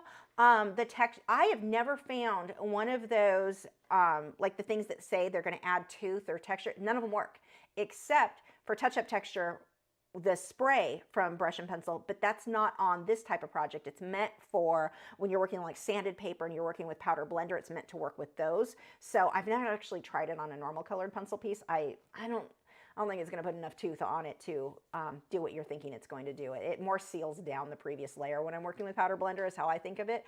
But yeah, hopefully that helps. But yeah, Spectrafix is not going to make things stick better. Not really. Even if they say it. Some people might say it does. It doesn't. Aaron Hall, also, the reason that I spray it here with the Pan Pastels is to help the Pan Pastels to kind of seal down. It makes the Pan Pastels stick to the paper long-term better. Okay. Let's see. Aaron said, I have a bird art question. Are Spectrafix and OMS safe to use in the same room as a bird that you know of? No, absolutely not. No, if you can smell it, I don't want it in the room with a bird. So I will use it. If it's been closed off, I will bring the birds in. Like now that I'm done, I haven't sprayed anything in a while. Even if I was using OMS earlier, if everything's dry, including the brush, because the OMS will stay wet in the brush for a while. So that needs to be dry too. If it's dry, it's no longer toxic to them, you are fine. But if you can smell it while it's wet, that's when those fumes are going to be dangerous, and I personally would not trust a bird with it. Now, we have a tendency, when we talk about stuff with birds, we are overly cautious with everything, but for a good reason. We can't see, we don't know when too much of a scent is too much. There's no way for us to know. We're guessing. So it's better to play it safe and go all through, absolutely no smells. No, like I don't use Scentsy. I love Scentsy. I have Scentsy all over my house, but I don't have it on in the rooms where the birds are. I don't use OMS. I won't even paint with acrylic. So acrylic paints, they themselves are non-toxic when they're dry. When they're wet, those are setting off a gas, a fume that I personally don't even feel safe having my birds in the room with that. That said, in the past when I was younger, like a teenager, I definitely was using all these things in the room with a bird. Not oil paint. No, I never used oil. No, one time I did. I had a kit, a little paint by number kit when I was a kid, and I had bigger parrots, so they're not still sensitive, but not as sensitive as like a canary. So I had used that in the room. The bird was fine. I didn't even know at the time that was like, we knew about certain fumes, but that didn't even cross my mind. And I know Chelsea, I had a blue friend at Amazon, was in the room at the time. So looking back, I sure as heck wouldn't do that. Yeah, no, I always play it safe. I don't bring the birds in at all if I've got any sort of wet paint. The only anything I would feel comfortable with is watercolor and Inktense. I'm not worried about those. Like I said, even acrylics, they have fumes that could be toxic. I'm not risking it. So yeah, I hope that helps. And maybe I'm being overly cautious, but I would rather be overly cautious because I am on bird forums and I read or like bird groups and stuff. It's every day. Somebody else. My bird just died last night. It was totally healthy. My bird just died last night. My bird just died last night. Now, sometimes they will be hiding disease because birds will hide that for a long, long time. But I know a lot of those are a case of there were fumes in the home or something toxic for it to just, if it went as quick as they said, with no change in the stool, no change, like no symptoms. Okay, we're getting into too many veterinary things. I'm going to bore people. But I suspect a lot of those people, they expose their bird to something toxic. And I see it happen so often. I'm super paranoid. And I would be like, I can't even imagine what would happen if one of my birds died. So, especially French fry. But he's just my favorite. But yeah, so I'm super, super, super paranoid about all of that. So I say no to anything. If you can smell it, the answer is no. And even OMS, I can't really smell it, but we do know that's toxic. So, and it's not toxic when it's dry, only when it's wet. So there we go. We have from Pauline said, treat for the pups. Have to do a rewatch. Company do not understand that I'm in art class on Wednesday nights. You guys want a treat from Pauline? Thank you so much. There we go. Oh, that's good, tasty treat. Thank you. Let's see. Yeah, see, Karen said, I heard a story of someone using carpet fresh to vacuum and the dust and the air killed the bird. That makes sense because they do not handle dust well. Go lay down, down. Birds have air sacs, and the way that they breathe is very different than the way that people breathe, and they are super sensitive to these things. Cow, down. She's like, but Pauline gave me a treat. He. Okay. You guys have great questions. Terry said, Lisa, do you always use Derwent drawing pencil Chinese white for highlights? Clearly no, because I didn't tonight. Mostly I was using my Pablo tonight. I don't even normally use Pablo. I would say my Derwent Lightfast white is my favorite because the test I did, that was actually the brightest white. But if I want, it depends on if I want like a softer, thicker pencil lead, I'm going to go with the Derwent Drawing Chinese white. If I want a finer point, I'm going to go with Derwent Lightfast white. Those are my two favorite whites. But sometimes when I'm working on black paper and maybe I don't want the highlights that bold, then my Polychromos white is a really good one to go with. Sometimes I want, because it's not like as bold, but it still stands out well enough. So it just depends on the case. Let's see. Jessica said, when working with the pan pastels as a base, do you let them show through in the final product or use them as an underpainting for coverage? Yeah, they show through. It depends on what it is, but they show through a lot. Tonight, a lot of it got covered, but not all of it. Yeah, I certainly let it show through. It just depends on what I'm doing and what I'm trying to achieve. Sometimes I like the color, the way the pan pastels was perfect how it was, and I just need to clean edges. Sometimes I'm covering all of it and using it as like an underpainting, so it depends on the situation. It can be used either way, though. Grim the Vampire Cat said, question. I'm getting messages from cats now. No, you cannot have my birds. Said, question, aren't colored pencils more challenging to work with? I have a set, but I haven't tried them yet because I've heard they were more frustrating to work with. Well, more frustrating than what? I mean, I think it depends on the person. The most frustrating thing about colored pencils is that you have to understand they're slow. They are so slow. You're going to put a lot of time into it. If that doesn't bother you, some people prefer them because there's no dry time. You're not rushing to blend before it dries. You're not worried about anything like that. You're just able to take your time. You can get super fine detail. So it really depends on the person. I would say most people, if I were to list like difficulty level, I would list watercolor as being the most difficult medium. Acrylic paints are probably right after that. Oil paints are one of the easiest mediums, as long as you know when to let it dry. Colored pencils aren't hard if you understand they're slow and you're going to layer on top of layer and start light. You're using the light hand. You're not pushing super hard and building and building. But they're not, I wouldn't say they're difficult at all. They're slow and time consuming to make look good though. So that's where I think a lot of people get frustrated. It's not that they're hard. It's the impatience of the artist. Now, if you're someone who likes teeny tiny detail, I think you're really going to like the colored pencil in that case. You're not worrying about a dry time. You're not worrying about a lot of that stuff. So it definitely depends. But no, I wouldn't call them the easy. I'd say they're somewhere kind of in the middle. Like, again, watercolor, hardest, acrylic painting, one step harder, oil painting, easiest. No, oil painting is not easiest. Charcoal is easiest. Oh my gosh, hands down, charcoal is the easiest. Okay, we have, oops.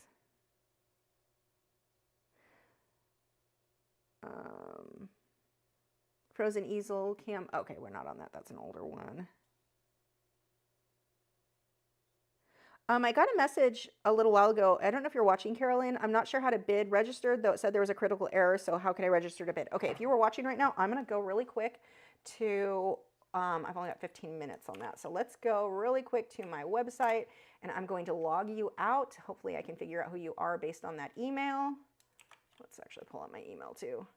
My website is a pain in the butt with this. It gives critical errors all the time.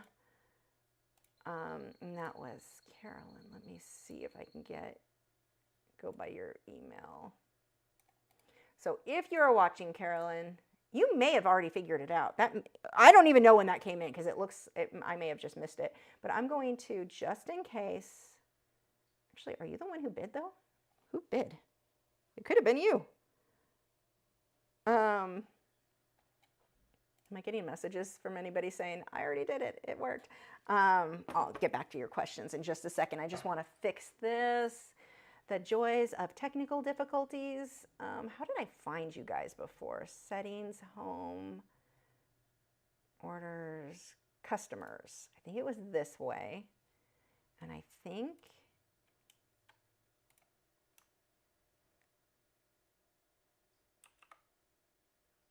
you search or be difficult and do nothing. That works too. I don't even have that email registered. Make a new account, I would say. If you're watching,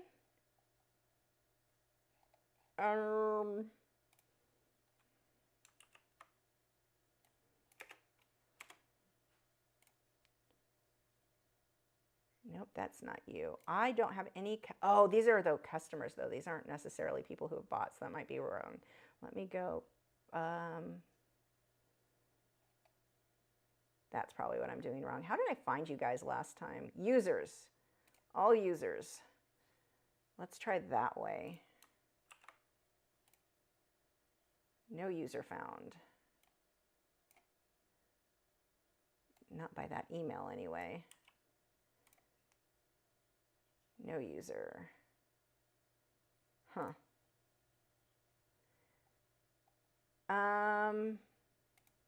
Profile? Nope. WooCommerce, order report settings, status, home, shipping accounts and privacies, emails, integration, new order. I'm just sorry about this, guys. Actually, maybe I can answer questions while I look through this. I don't know if I can multitask that much. Let's see. Next we had D. Bazin Art had said, do you think it's okay to store large drawings in shipping tubes, or is it better to store them flat? I'd rather store them flat. You might be okay, but I don't know if over time that's going to make the paper weird. I honestly don't know. I wouldn't. I personally would rather store them flat. Now, I will ship them rounded, but I don't want them to stay that way long term because sometimes it's really hard to flatten stuff out. So that might be a weird, weird thing there. I'm still looking through here. Payments. No, that's not it. Report setting. Can I just, like, how do I search? I don't remember how I found it last time. Orders. Groupon. Groupon. Did I read that wrong? Is there Groupon on here? No, coupons. I didn't even know there was an option for coupons here. Huh. Permanent links, fancy boxing and shield. Major items. I need to make myself a little thing on how I find you guys, because when I've had to log you out, all users here. Actually, let's pull you down here so I can also see the chat at the same time. Let's see. Colored pencils. Ah, nice. Terry gets 24 Light Fast colored pencils tomorrow. Yay. Let's see. Pattern, which are the fun things with trying to run your own website and not knowing how to do the things that I clearly don't want to know how to do. So customer. Oh, so there's actually a place for customers too. Interesting. I don't see anything for that email though. Yeah, unfortunately, because it came in so late, I can't.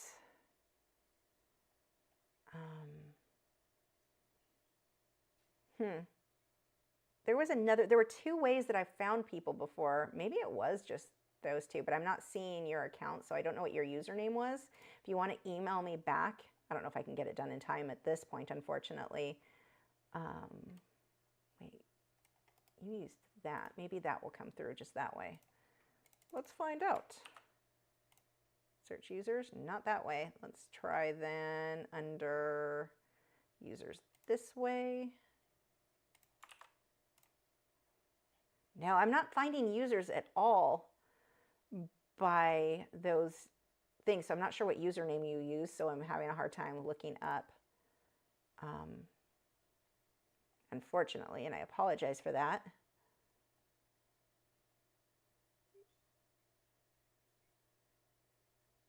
Yeah, I don't have...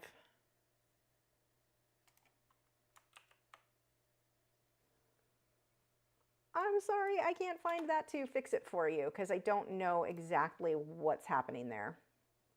Let's see.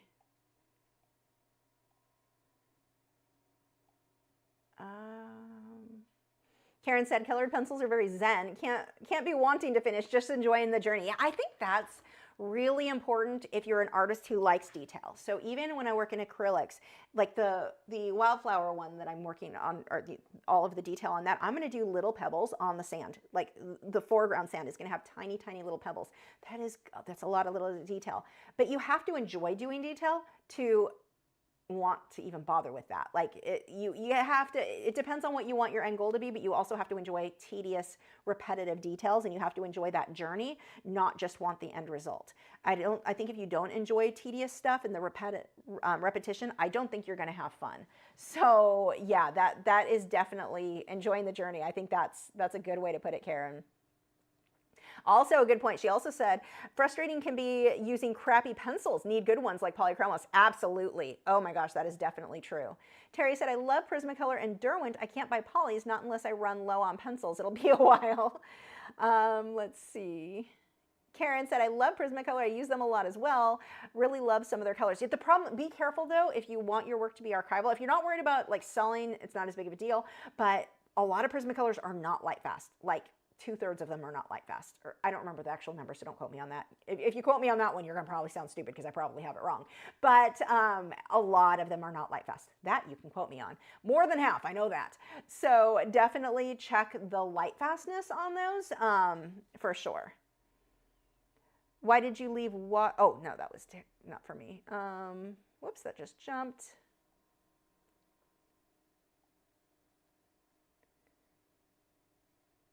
Let's see.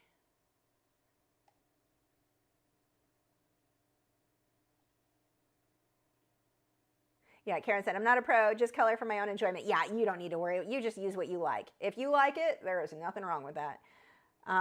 Let's see.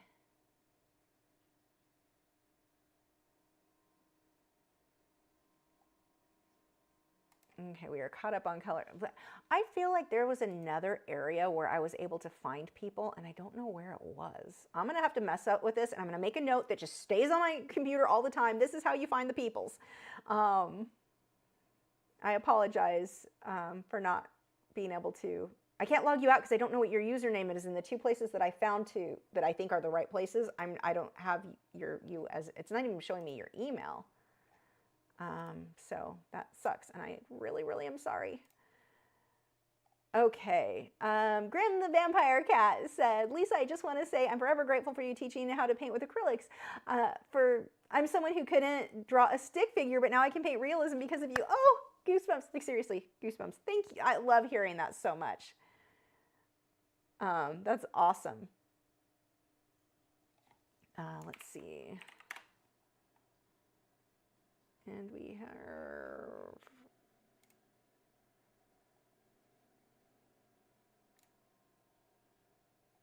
Okay. Yeah, if you ever have a problem, what we'll start doing, I'm going to double check and leave a note for next time. If you can't bid, and I'll make that announcement. I'll just start making that announcement at the beginning of the videos. If you ever can't bid, let me know as soon as possible during the live stream so I have time to go and fix that.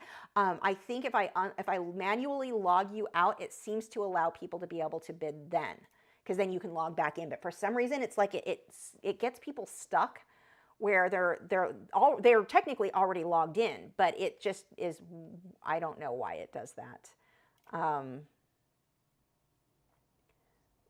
Let's see.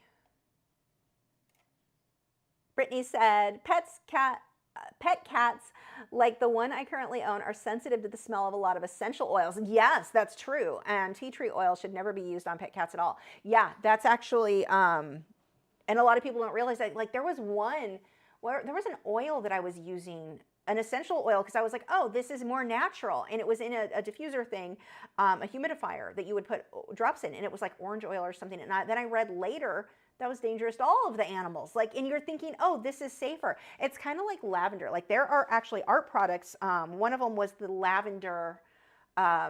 It was like Gamsol, and it came in a little bottle like Gamsol, so like an OMS, but it was a non-toxic was it listed as non-toxic? It was listed as, I think it was just that it was listed as natural or, you know, organic, whatever, which I don't know why I need organic for art supplies, but whatever. But it was supposed to be this natural, less harmful because it was lavender. My throat just went closed up, can't breathe. I mean, I could feel it tighten. I could breathe. It wasn't that bad, but it tightened up to where I was having trouble breathing, and that was concerning. And I could not work with that stuff at all. Like even it being in my palette, it smelled, I could smell it for months after I'd opened, because I have the Masterson palette, or Masterson. I could smell it forever after. Like it took so long for that smell to go away, but I couldn't even be in the room with that stuff. And it's supposed to, like, I think it was listed as being more non-toxic, more natural. That was what it was, because it was natural. People were supposed to think it was safer. No, it was definitely a problem. So, yeah, different things that we think, like, oh, it's natural. I mean, there's a lot of natural things that will unalive you. So we just need to be aware of that. Let's see.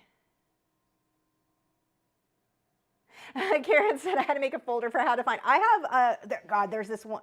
It's Mila Note, I think. This is my favorite. I love it so much. I have notes for everything, for all my scripts when I'm making videos, all my, like, this is how, the way that I use my photos and turn them into coloring pages for Patreon, the way that I do that, I will never remember the process of that. I have a little note that is just permanently there all the time for me to quickly, the settings I need on my camera, like I put little notes for the stuff that I can never remember. So now I know I need to make a note for this, because I thought that I would remember it, but apparently not. I think I found both spots, and my issue is that I don't have the username, so I can't pull that up, but it should have pulled up through email, but I guess not. So I will make instructions for myself next time so I can quickly fix it during the stream as needed. I'm so sorry, Carolyn, that I was not able to do that for you. Let's see. I love working in colored pencil, but unfortunately cannot work for long periods of time. Otherwise, my wrist starts hurting like a beach. Yeah, I actually didn't use colored pencils a lot. Like it got to where it was hurting my hand, because I've had arthritis since I was a teenager in this hand. And so I wasn't using it that much. Using OMS helped so much. Oh, I just lost the stream again. Why is my computer having issues? Come on, load. Connecting stream. There we go. It was hurting so much. Once I started using OMS, that made a huge, huge difference. But yeah, our different like physical stuff can certainly make it hard for everything to start feeling better. So like I can paint with acrylics for a long, long time because I can sit upright at the easel. I'm never adding a lot of pressure. Colored pencil, my arthritis, even with OMS, will start to kick in where it will just get sore. And some days are worse than others. It is completely, definitely is impacted by the stuff that I eat. When I go on my Oreo binges, oh my gosh, everything hurts. I ache. If I eat too many potatoes, like certain carbs, I can do rice, but potatoes will cause inflammation. A lot of foods will cause inflammation, making any sort of arthritis much worse, making it harder for me to do certain types of art. But it is so related, like it is crazy how much is related to our diets. I found this out years ago. I have fibromyalgia, or I was diagnosed with it. I can argue with that. I feel like it's more of a symptom of something else, but whatever. People will argue that no, it's its own thing. I don't know if I believe that, because it seems like it's just almost like an oversensitivity to any bad foods. So any foods that cause inflammation, oh my gosh, the fibro flares up. So years ago, I had gotten to where I was almost bedridden. I mean, it was so bad. This was like 2009-ish, right around there. And I finally was like, somebody figured out a cure for this. How I cured my fibromyalgia. I did a Google search and everyone was saying raw vegan, raw vegan, raw vegan. So I tried it. Well, it turns out it's not that it's raw vegan that worked. It was an elimination diet. I had cut, in doing that, I cut all of the foods that didn't work and all of a sudden my symptoms went away. The pain was gone. Like everything was under control except for fatigue. Fatigue is just like my life. But besides that, all the pain, all the worst symptoms were gone. The nausea, nausea has always been a big thing for me. Nausea was gone. Everything was gone. I was able to function. I joined another band. Everything was so much better. It turned out though, it was more of being an elimination diet that worked. It didn't need to be raw vegan. It was just a form of an elimination diet that worked very well for me. So I stayed on that for 3 months, but I've since realized in my case, it's potatoes, corn, anything unnatural, Doritos, oh God, I miss you, Cold Ranch Doritos, Oreos, sweets, sugar for sure, unnatural sugar, or I can't do any like the stevia or any sugar alternative, headaches, nausea, oh God, it gets bad. Even though they're like, oh, that shouldn't do it. Well, it does it for me. So it took a while to figure that one out. Yeah, so much can be controlled by diet. And if I can control my diet, I get more artwork done. And so like that's one added bonus to me being excited about starting my new diet again. Not my new diet, the diet I'm supposed to be on that it does not include Oreos, unfortunately. But anyway, seriously, I'm back on the like I'm gonna go have a salad with olive oil and apple cider vinegar as my dressing in a moment here. But I can get so much more artwork done and I feel so much better. I don't personally take medication for anything, not for the arthritis, not for the fibro, not for anything. I've always refused it because I've had issues with medications in the past. So I am very like, I'm not taking it. So, but I can control all of the pain by my diet. Once I figured out what things were triggering it, but you basically have to do an elimination diet to figure out what is impacting you and what you need to remove. So, but yeah, I can do so much more now because I figured out what those things were. So anyway, what is OMS? OMS is odorless mineral spirits, and we use it to blend out our colored pencils. I have so many videos. Do a search because we're going to wrap up now. But I have a lot of videos showing you exactly how to use OMS. Do a search, blending with colored pencil and Lachri, or go to just youtube.com/Lachri and type in how to blend colored pencils or blending with colored pencils. They're old videos, but the information is the same and it'll show you how to use that. Of course, we've got over on Patreon. If you're not, and this is for everybody, if you're not already a member, for as little as $6 a month, you get access to all of my longer videos. I have over 400 available immediately when you sign up. Everything from colored pencil, acrylic, watercolor, there's just oil painting, tons and tons of videos over there. I've been uploading there for 11 years now, so there's a lot of content available for you where I walk you through step by step how I'm doing all of the more detailed art than what you get on the live streams. And I think that's it. So yeah, anyway, there we go, and I will see you guys. Thank you to our what? My brain is like, it's after 10, we're done. Thank you to the moderators. Joseph has live streams every week. Clark Fine Art has live streams every week. Nick Fine Art does not have live streams every week, but when he makes a video, it's really good. So you definitely want to check out all of their channels, subscribe to them, thank them for keeping out spam and all that stuff and helping me with all the questions and paying attention when computer monitors or cameras freeze. Anyway, I will see you guys next week. Bye.